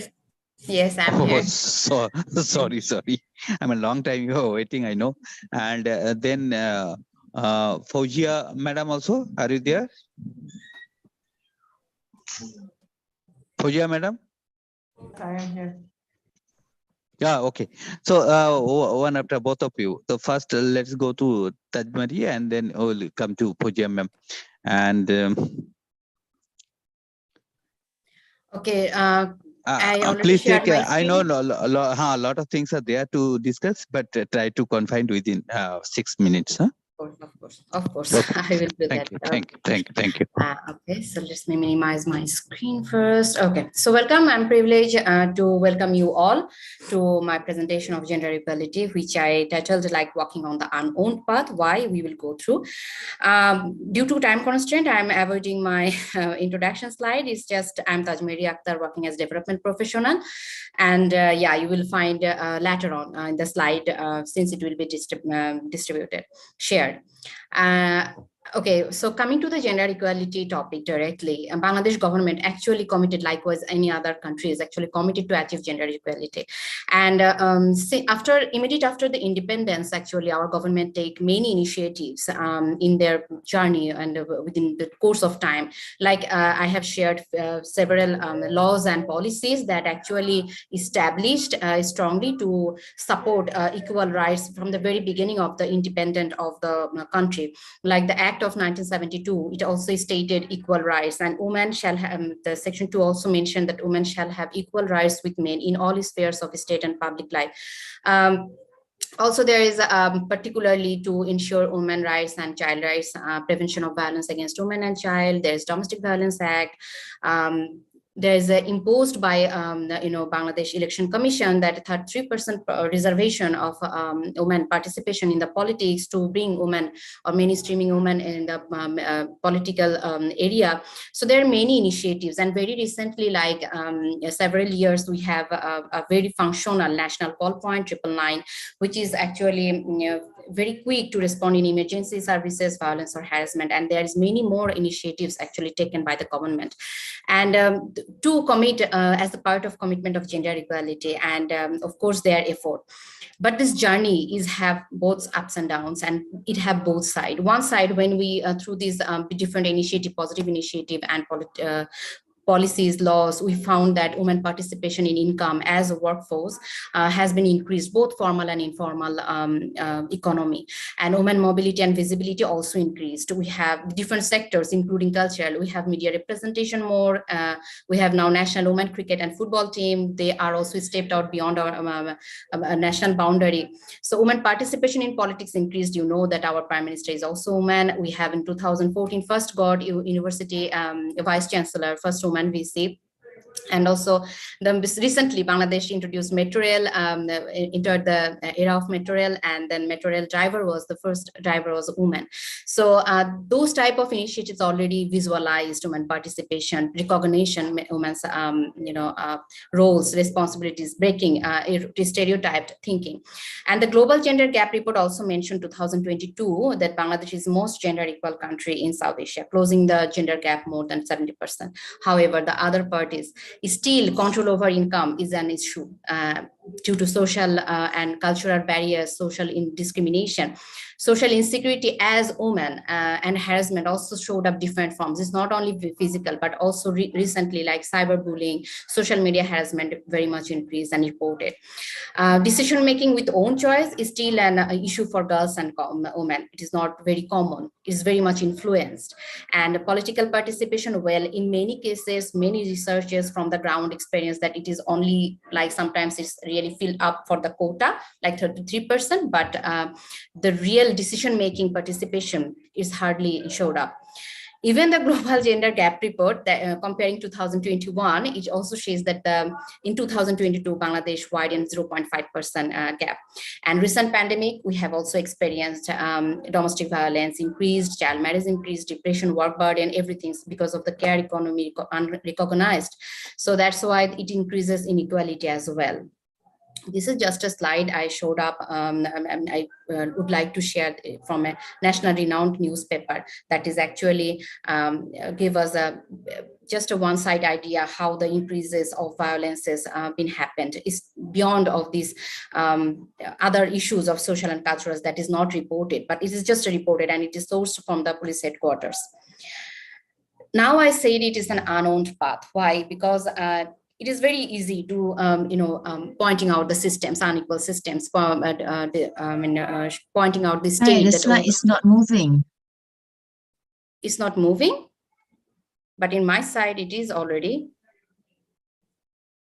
Can anyone also, any other people is also having the same problem? Because in Yeah, my it's not section- moving, madam. Oh my God. I can hear you. Okay, okay, let me share again. I'm just unsharing my screen and then again sharing. In the meantime, I would like to continue because I know there is time constraints. So the point I wanted to make due to means that why it is not why I say that it is an unowned path, because it is actually now I couldn't stop share. Okay, so it is unowned path because it's a matter of accountability. It's easy to point any state in policies and it's easy to mention that, oh, our government is not doing well, but in the meantime it is very important. I don't know why it is not working. I think let me share in that way. Is it moving now? Yes, ma'am, it's moving now. Okay, Yes, fine. yes. So I'm sharing, thank you. Sorry for the technical problem. So I'm sharing it's an unowned path because it is, as I said, it was very easy to pointing out others, but at the same time, we are sharing that if we own gender equality within ourselves, do we focus our actions daily based? So it is not only accountability of the state, rather it is accountability, state, institutional accountability, communal accountability, and also individual accountability. Start with the individual accountability. Do we actually focus that what is the unequal practices, thoughts within us, and what type of norms and practices we are practicing in our daily life, in our daily actions, and do we challenge ourselves? So that is could be a start point. So this is with the individual accountability that we can practice with ourselves and also our family. We have communal accountability, of course, social practices and community learning is important. Institutional, from the very start of the school, the education, and the private sector, government, non-government, those institutions within their culture, within their workplace, do we practice gender equality? Do we own it? It sometimes happen like, or most of the cases it happened like we are doing gender equalities type of work because of it was imposed by government, because donor given us money, so we are doing our job, and when any project and any job is stopped, if we go back there after 5 years, then things are not working well. So why? Maybe it's time to questioning us. And then state accountability, of course, there is laws and policy, but we need to execute those laws and policies very strong way. So of course need these focus. However, by women, by children in Bangladesh context, they are living behind, but they are not homogeneous. So diversity and synergy between different stakeholders, engaging boy and man with this gender equality journey is very important. Because when we are talking about gender equality, somehow it is focused with women, but it is not only women, men also affected. And it is very multi-layered, diversified layer there in the inequalities. So final recommendation, I am actually skipped two slides. So final recommendation, from my perspective as a national inhabitants, I thought that development or like strength and accountability mechanisms at every level, starting from state to all the way up to individual, and people-led initiatives that is most affected is most participated. That should be from the ground level. When we are designing something, when we are talking about gender equality, do we really include them whom we are speaking for? So project design, resource allocation, budget development, everything. The most affected people should be participated in the decision making. Adopt and implement equitable approach, not generalizing things, to build synergies with every stakeholders. And giving women rights doesn't mean that men rights will be less. So that is the key points to address. And of course, public platform for dialogue facilitations. That is in short, and thank you for giving me the floor. Hello. Yeah, thank you. Thank you. I mean, it's a very hurried, but I can see that you have taken a lot of pain to prepare this thing. But anyway, I will request you please convert into a full paper. We will come out with that. Thank you. Now, may I go to our own Fauzana Nasrin Sultana, madam? She is Joint Director, Bangladesh Academy of Rural Development, BARD, like we had in the National Institute of Rural Development in India, and we closely work together as the NIRD and Bangladesh Academy of Rural Development. Madam, are you there? Yes, I am here. Thank Please, you. please. Thank you, Dr. Jayanto, for engaging me with this interesting discussion. I will try my best to talk small, surely. And thank you, Tajmeri, for your discussion, because you already mentioned about so many things about Bangladesh. So I don't need to do all these things. Thank you for that.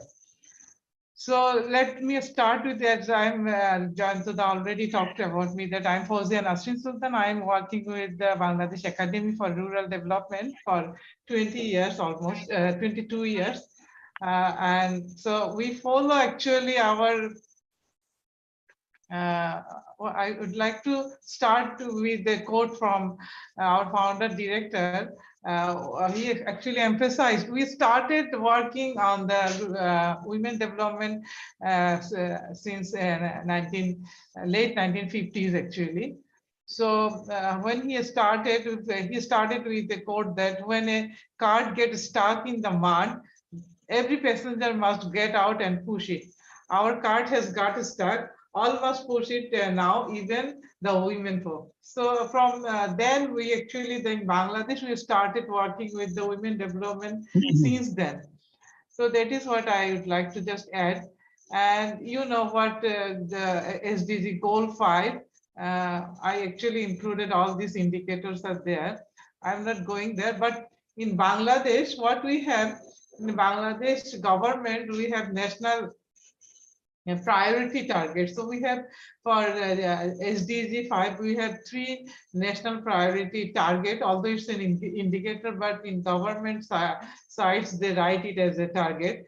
So here it is. You can see the government is focusing on child marriage issues, and then reduction of violence against women, and increased labor force participation of women. So these are the thing what government is thinking more. We will focus on all 14 indicators of goal 5. However, Bangladesh is more emphasizing on 3 from the Prime Minister office. So the thing is that what I have seen from the publications, progress report of the SDGs, it is so surprising. If you consider all the issues related to women, you can see how they are actually presenting. The presentation is actually scary. See that women, and you can see the poverty.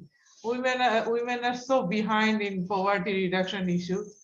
You can see this in globally, 1 in 3 women experience moderate or severe food insecurity.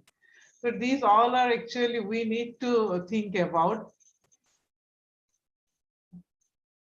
And then these are interesting points for me that why we are still so behind with the women equality in all over the world. Basic thing is that this is also, this part is surprising for me also, that if we want to the pace of reforms on women legal rights is far too slow. See, we need 286 years to secure such overarching legal framework.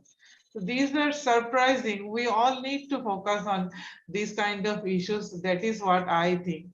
And there is one, you can see all this data from what I have collected from SDG progress report from the United Nations, as well as from the UN Women sites.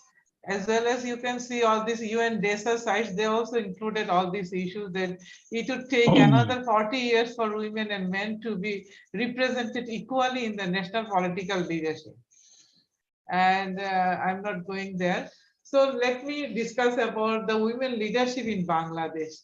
Ms. Tajmeri already included that we have done so many things with the, particularly with the 30%, 33% women leadership. But with the way we are working with the 33% women leadership in Bangladesh, that is also not actually surprising. That is also a surprising issue, because when we compare with India, Bangladesh, or India, Pakistan, we see that our reservation policy is a big problem for us also. So that is how I said that in India, I have one publication, comparative research in India and Bangladesh. In India, is 33% means you are reserving 33% in the panchayat level. You are reserving all the seats for the women. But in Bangladesh, 33% means it is added. For example, in Bangladesh, one union parishad means one panchayat. Actually, we are divided our union parishad in 9 wards. So 9 wards are general members. So men and women can submit their nomination and compete for their nomination, all these things. And then we have added 3 more women. So they think that sometimes they are actually not, they feel like they are auxiliary. So this is a big problem with our gender issue. However, now implementation issue, I supposed to talk about the SDG implementation, particularly Goal 5 in Bangladesh. So you can see in my slides that there is you see we have done well in our MDG. So gender parity, the education, secondary and primary education was good for us. So we started with that. See, this is our SDG MDG achievement. And then what happened in the indicator, particularly with SDG 5, if you consider proportion of ever partnered women and girls in the sexual and physical, psychological violence, it is still 54.2%. So this is scary for me also in this regard. And if you consider indicator 5.2.2, proportion of women girls aged 15 years and older subject to sexual violence by persons other than an intimate partners in the previous 12 months is 2.5%. It's limited, but it's still, if we consider 2.5, is not good. We need to reduce more actually. So these are the status. I don't like to go further. This is here. You can see what is this, all these things. So what Bangladesh government is doing, in Bangladesh government actually plan to execute SDGs through 3 5-year plans. And that's why government make an action plan for each 5-year plan. Government make action plan. So what does this action plan mean actually? The action plan, in the action plan, we actually discuss our plan and also discuss what are the programs and projects government is going to take under each ministry. So we have one ministry, that is Women and Ministry of Women and Children Affairs. So they map their action plan and they submit it to the government. So this how they this action plan actually works. So I can show you one thing. This is our action plan. You can see this action plan for Women and Children Affairs Ministry. What are they are planning for next this 8 5-year plan. So these are the, how the action plan for SDG is supposed to develop. So we develop this plan. At the local level, what did government did? Actually, government introduced Women Development Forum as well as issues circular to spend 3% of Upazila Parishad. Upazila Parishad is a sub-district level local government institute. So they're supposed to spend 3% of Upazila Parishad budget and 25% of Upazila Parishad project to be implemented through the female member of the Parishad. And the Women Development Forum supposed to introduce a scholarship for girls students, organize income generating skill training program for females, organize awareness raising program, rally, equality issue, political awareness of the women, all these things. This forum, so in my view, this forum can work further, actually, particularly on the issues of data management. Bangladesh is facing severe problem with the data management. So I think this group can work on this issue. So that is one of my suggestions to the government, which I already submitted to the ministry. because I'm working with the same ministry, the Ministry of Local Government. So as I am working with the local government subject, so it is one of my duty to give input to the government. So that is one of my input for the government also. And then what I would like to share with regarding one of my own project I'm working, localization SDGs in Kumilla. So we have discussion with the female actually. So what they actually said that is what I would like to share. The female members are particularly the local government institute treated as auxiliary or sideline group of the local government institute. So they think that their voices are muted, they cannot talk, they are struggling actually. They cannot propose social development projects because they are all the projects are focusing on infrastructure development. Social development, according to them, social development needs to mainstream. There is high emphasis on, that is I already talked. SDGs is not fully adopted at the local level. This is the most interesting outcome from our research, that SDGs is not fully yet adopted at the local level, and localizing SDGs is still at the discussion. We are still discussing. We are not implementing. We saw that all the government project at the local level, what is that going on is that they are focusing on infrastructure, one thing, and another thing is that none of the project is highly focused on the SDGs. It is just a program. Government is thinking about the development initiative, so they are taking the development program, and in that development program, in the background paper or background or the statement of the problem, they just mention about SDG as an issue, but there is no SDG focused project we found at the local level. This is one of the lacking in Bangladesh at this point. Fully dedicated project is not is absent actually. And then we also found that another, if we strongly focus on the keenly focus on the women issue for the if we want to develop anything, that we found that if we consider the violence against women, is that the main problem is that about the marriage certificate. They talked about. They said that we don't have our marriage certificate, so we are actually controlled by our husband. So there is no. We don't get our marriage certificate. So that is one problem. Another issue is this 5% of rural women aware about their menstrual hygiene issue.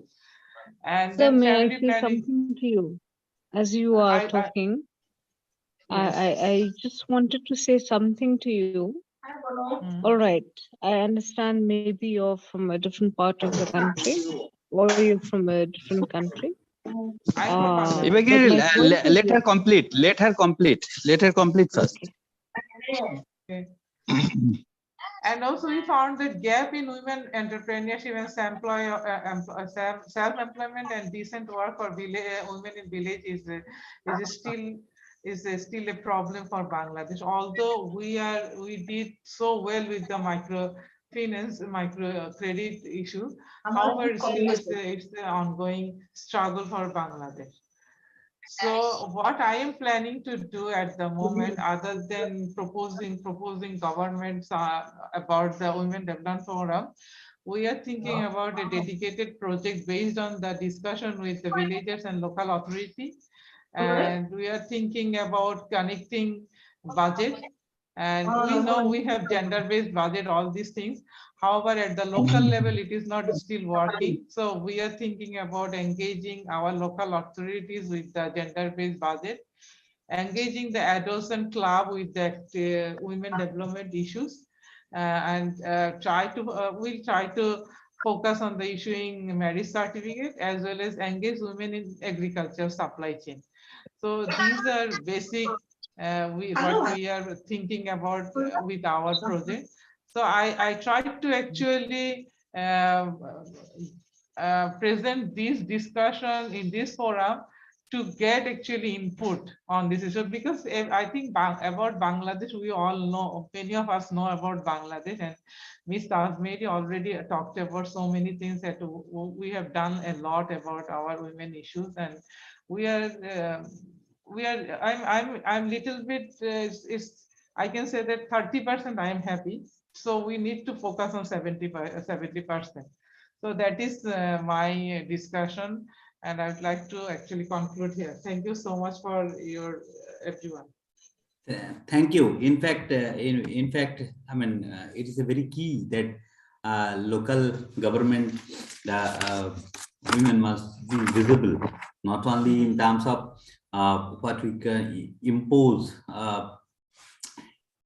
empowerment, the reservation. Rather, it should be not the static empowerment, rather dynamic empowerment. The things we have taken, it is not only 30% or 50% reservation, but sometimes it's a require how much they are using this for better participation, decision making process. Most of the cases, even it happened to that the women are taking part as they came, but the male counterpart, they are taking the decision even in the local government. But slowly the things are changing from mere participation to the entry to the local level. Another. So thank you very much, because my another two friends are waiting. Frederick is also there. Frederick now getting tired, in fact. But anyway, let me take a photo of you. Okay, so I have taken a photo. Nowadays it is very easy to get a photo from the. Frederick, are you there?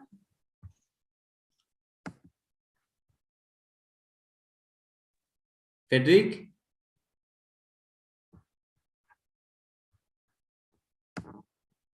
Please unmute yourself. Who is taking that now? Frederick or Belmost? Belmost will be there?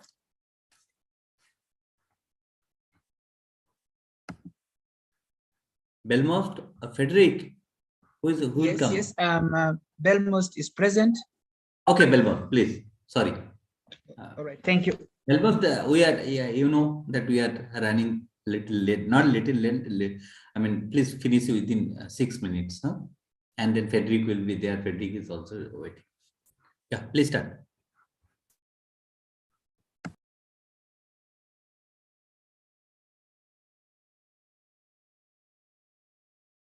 Belmost, please start.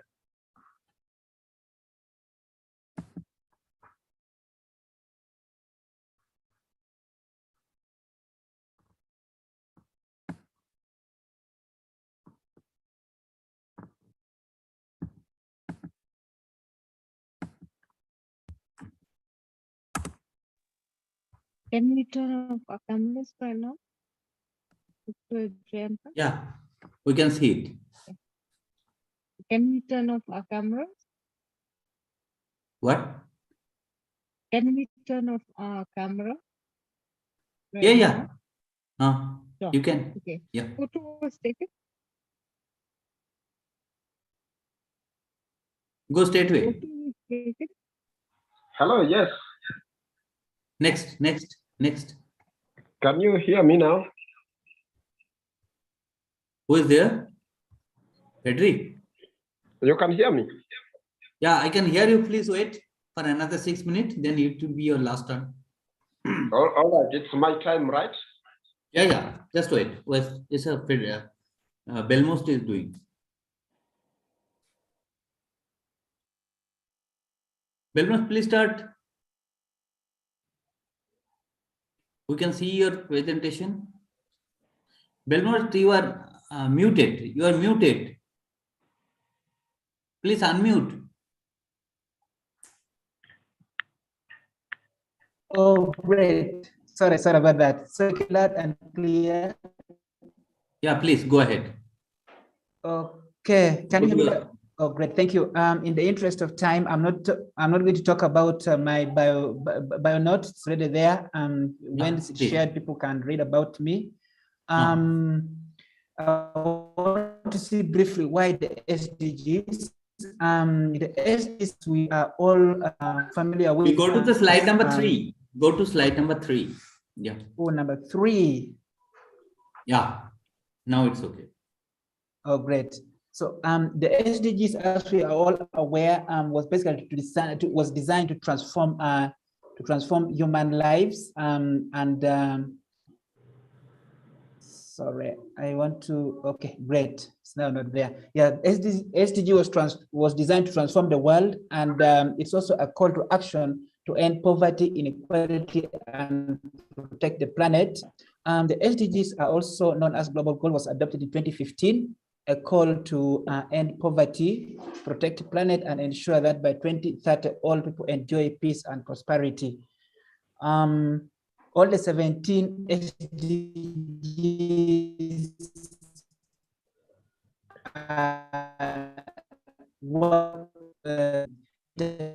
trying to contribute to the economic and environmental sustainability. My key point of discussion in this meeting is addressing gender equality, achieving SDG 1. Gender equality is instrumental to achieving all the 17 SDGs, but in the interest of time, I've chosen to look at only these 3. When we see this gender equality and empowerment of all women and girls is really instrumental in ending poverty, hunger, and all the other SDGs, as I've mentioned on. It's only important that states should work together to make sure that the rights of girls and the women and everybody is protected. We also see that women and girls are denied opportunities, and this will innovate the progress of gender, as I've mentioned earlier on, and therefore address the integral part of development goals. Systematic mainstreaming of gender perspectives in implementation and monitoring of SDGs is therefore very, very critical. The next slide is women. If you look at in terms of statistics, women and girls constitute half of the world's population, half of the world's potential. So therefore, if we don't support them to be equal with men and everybody in society, it means half of the benefit will not reverberate across society. When you look at decent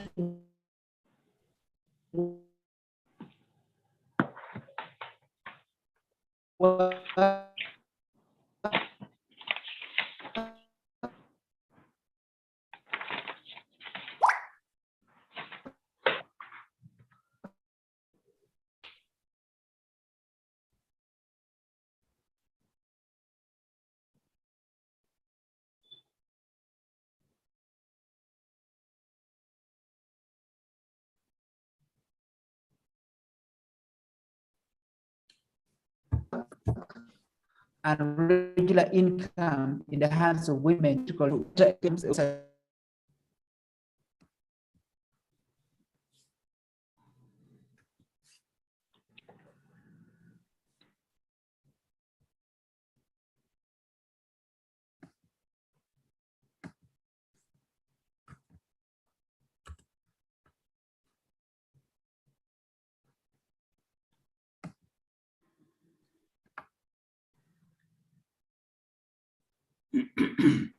I think there is some issue in the Belmo.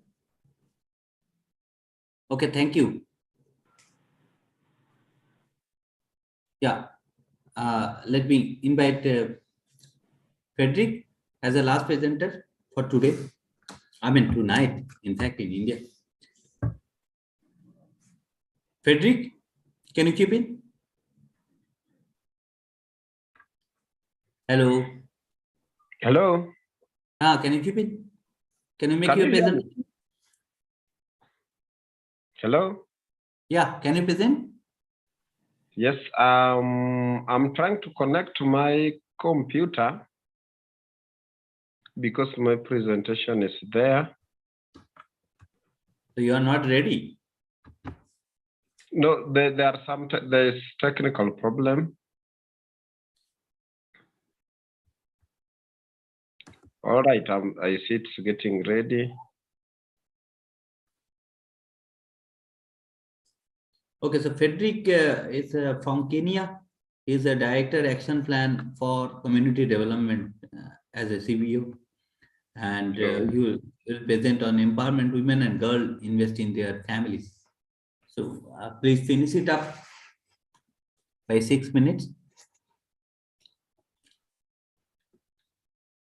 You can share PPT me. I will share to all the participants. In between, you please carry on your presentation. Otherwise, you are getting late and we are also getting late.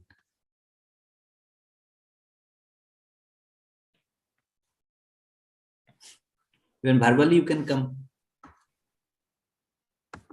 Hi, Totak Acharya this side from India. Can I come in by the time Frederick fixes the problem, if you permit? Or? Just to give my thoughts on the topic, sir.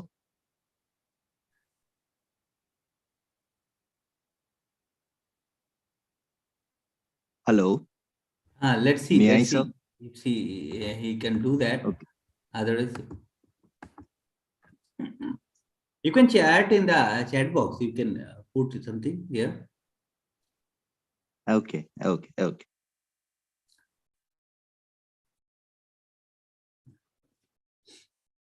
Yeah, Frederick, are you there, or should we conclude? No. I have to present. Kindly just give me some little time. Okay, you carry on. You carry on orally. If your video is not, presentation is not coming, you can share later also. No problem. But don't waste the time.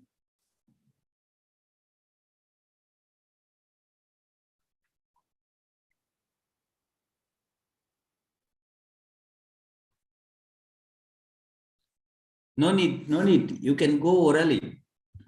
Verbal presentation you can make. Yeah? Yeah, please carry on. Do you say I can go orally? Yeah. Okay, all right. Well, thank you very much, all of you. And in a special way, I want to thank the organizers for this event because it brings people together, people across the globe. We come together to share. And just to start, I'm Frederick Mureli, a Kenyan citizen, Director, Action Plan for Community Development, that is a community-based organization. So in my presentation, I want to talk about empowerment of women and girls. That is, the moment women and girls are empowered, they invest in their families. To begin, child health improves when women and girls have equal access to education and financial well-being. We all know that. I will not go into details, but the moment the women and girls are empowered, the child health really improves. Right. Women want clean water, sanitation, and hygiene. This is a top demand and directly improves maternal and child health and well-being. Clean water and sanitation are the topmost practices that should be guaranteed to women and girls. Primary health care, the burdens for women are lowered when families, communities, health systems collectively create enabling environment for healthy behaviors like exclusive breastfeeding and preventive care. Mother's health secures child's future. We all know that. Healthy women are more likely to give birth to healthy children. The moment women are healthy, the girls are healthy, they always give birth to healthy children. When women lead, child health gets priority. My recommendations and suggestions: gender inequity is too often among the family and healthcare dynamics that have long-term health implications for children as they grow up. In families, the physical, emotional, and financial health of women, mothers in particular, are inextricably linked to the health and well-being of children. Fathers too play a key role in wealthier a child has access to healthcare and opportunities. Women and girls need to be exposed to various opportunities to enable them manage financial crises and family health status.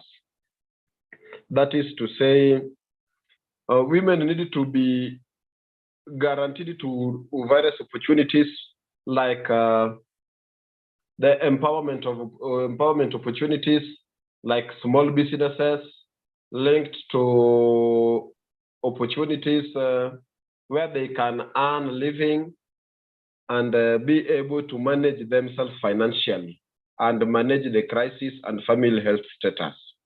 Community-based organizations, specifically those interested towards the SDG goals, should be empowered so as to help work in communities and give assistance to the community members.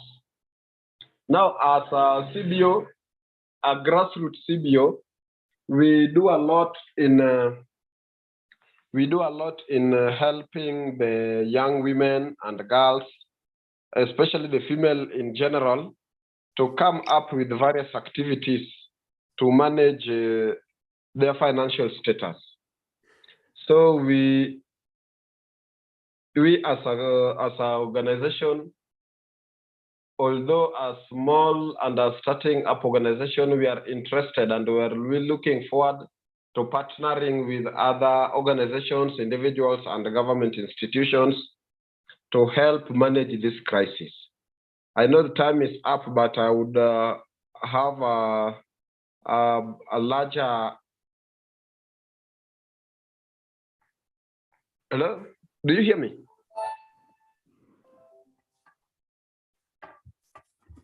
Yeah, thank you. Yes, I was saying as a CBO, we are working towards managing this crisis, especially in the female empowerment of women and girls.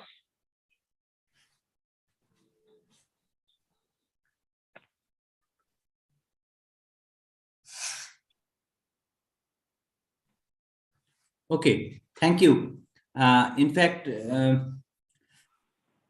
try to send your presentation in my email or so that we will share to all the participants about your thought.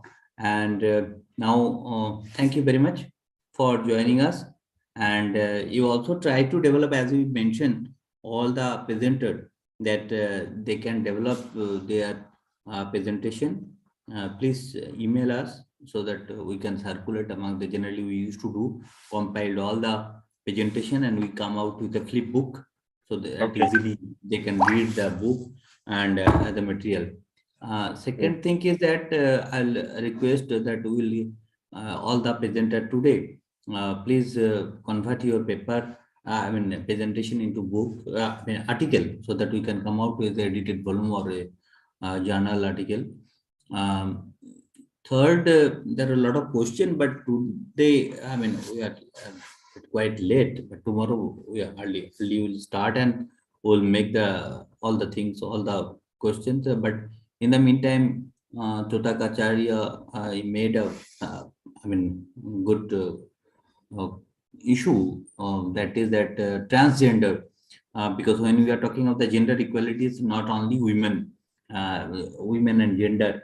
In the very beginning, I also told that the men also come. Even few of our presenters, they also talk on the same line that it is not only about the women but also the gender and transgender is. And I am telling you, Toton Acharya, that Global Forum for Sustainable Rural Development, we have 17 global centers. We are emerging slowly. All those centers, it can't that everything will come in the together. But we have a global center for inclusive rural development, and that inclusive rural development taking care of the gender issues also, and where the particularly third gender will come, those issues of third gender who are socially excluded. So we are planning to come out with a special conference where on the third gender, specifically on third gender. So what are their status, what are the initiative in different across the country. So it's a good pertinent issue that Totak Acharya put. And in the meantime, I'll like to thank all of you. Today we are late, and that's why I'm not going to any conclusion or anything. And whoever present, I will request all of you to be here, because all my friends, if you can on your video for a timing so that we can see each other and say hi and good night, so that who are there. Oh, David is here. Thank you very much. Frederick is here. Oh, Helen ma'am is here. So Helen ma'am's role will be tomorrow, definitely. And thanks that today our guest of honor also came. And Halil sir is already there. Satyavani ji is there. Tota Kacharya, well, thank you. Evelyn, I know that it is your topic, but as you have not told earlier that you will be here, so we no option. Dr. Yeah. Dr. A. Yo, Shankar, Dr. A. and Shankar. Okay, okay. So you also come later way, and lot of others, our colleagues are there. But I will request all of you, please be with us tomorrow also. Tomorrow same time we are going to start. Yeah, from Malaysia, our core member Mustafa ji is also here, and Professor Halu is there. Noria is also okay. Always to be with us. So with this, thank you very much for all of you. And few things that is a common thing I'm going to announce. One, that all the participants will, speaker, they will get separate certificate. Certificate is from, Indonesia, our partner National Institute of Technology. So we are taking signature of Vice Chancellor of that university. We have a MOU with that, memorandum of understanding. And also Nikki Depina, another partner from UK, the Global Peace Let's Talk. She will also sign, and other from our GFSRD 1 or 2. So that will be there. And this is one. And all the participants who are here, we have not made any registration. We have seen a lot of people used to register that they will not appear. So this time we have closed the registration. No need of registration. Whoever will come, and tomorrow we'll share the link for certificate. So who are the people who will be here? Participant, not the speaker. I'm not talking about the speakers. Speakers will be there, and the certificate link will set the feedback form. So who will be present there, will fill up the form. They will only get the digital certificate. And for speaker, I will tell all of you, please, is a lot of enthusiasm, even apart from our speakers in this conference. Any other people also would like to contribute your paper who join later, but I have seen few of the our participants, they told that they came late and they are not aware, but later part they will contribute. So I will be happy if you contribute one paper on the gender issue, specifically try to on the gender inequality. So for the country presenter, they will definitely make their own country. But apart from that, also in the gender aspect, if you can think, recently my latest book was on gender budgeting in India and Bangladesh perspective. So we had a few articles from India and as well as the Bangladesh.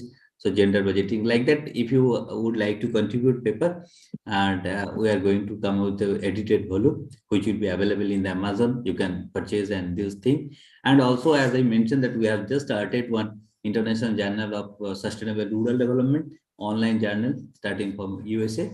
So if you have the paper, definitely you can put. And third, also even thought, not directly if you can convert into 8-10 pages paper, but one, 2-3 pages note on that particular issue. We are coming with our newsletter called Ruralist. So we believe we are not economist or chemist or any other, but we are ruralist. So we are thinking on the rural, and that the name, and I will happy to announce that Dr. Helen Shekhar, she is a senior fellow, Vivigiri National Labor Institute. She will edit the Ruralist. Will be very, in coming days we will announce, and that will be one good thing. And another also, obviously tomorrow will tell, but we are going to the first Global Rural Development Congress. It will be in Dhaka. So Fauzia, madam, and other have to take the greater responsibility on that because it will be the first time in the Dhaka. Dhaka in the month of June we are planning. So all of you, if you can also join, we'll share all these things. So Excuse me, Dr. Chaudhary. Yeah. I'm suggesting something. Yeah, please, but not now. You suggest tomorrow, or you suggest in my WhatsApp or through email. I will take all the suggestion, no doubt. But from the morning onward, I'm conducting this thing. Not only Okay, this, let me have your WhatsApp. G20 Let me program. have your WhatsApp, okay? Yeah, please share. And tomorrow come in the chat box. A lot of people have a lot of things. Even if you give a session to our Evelyn ma'am, she can speak for 2 hours, no problem at all on the general issues. I know that, but for the time being, let me close. Let me close because people are just living. All the 14 people are there. So sorry.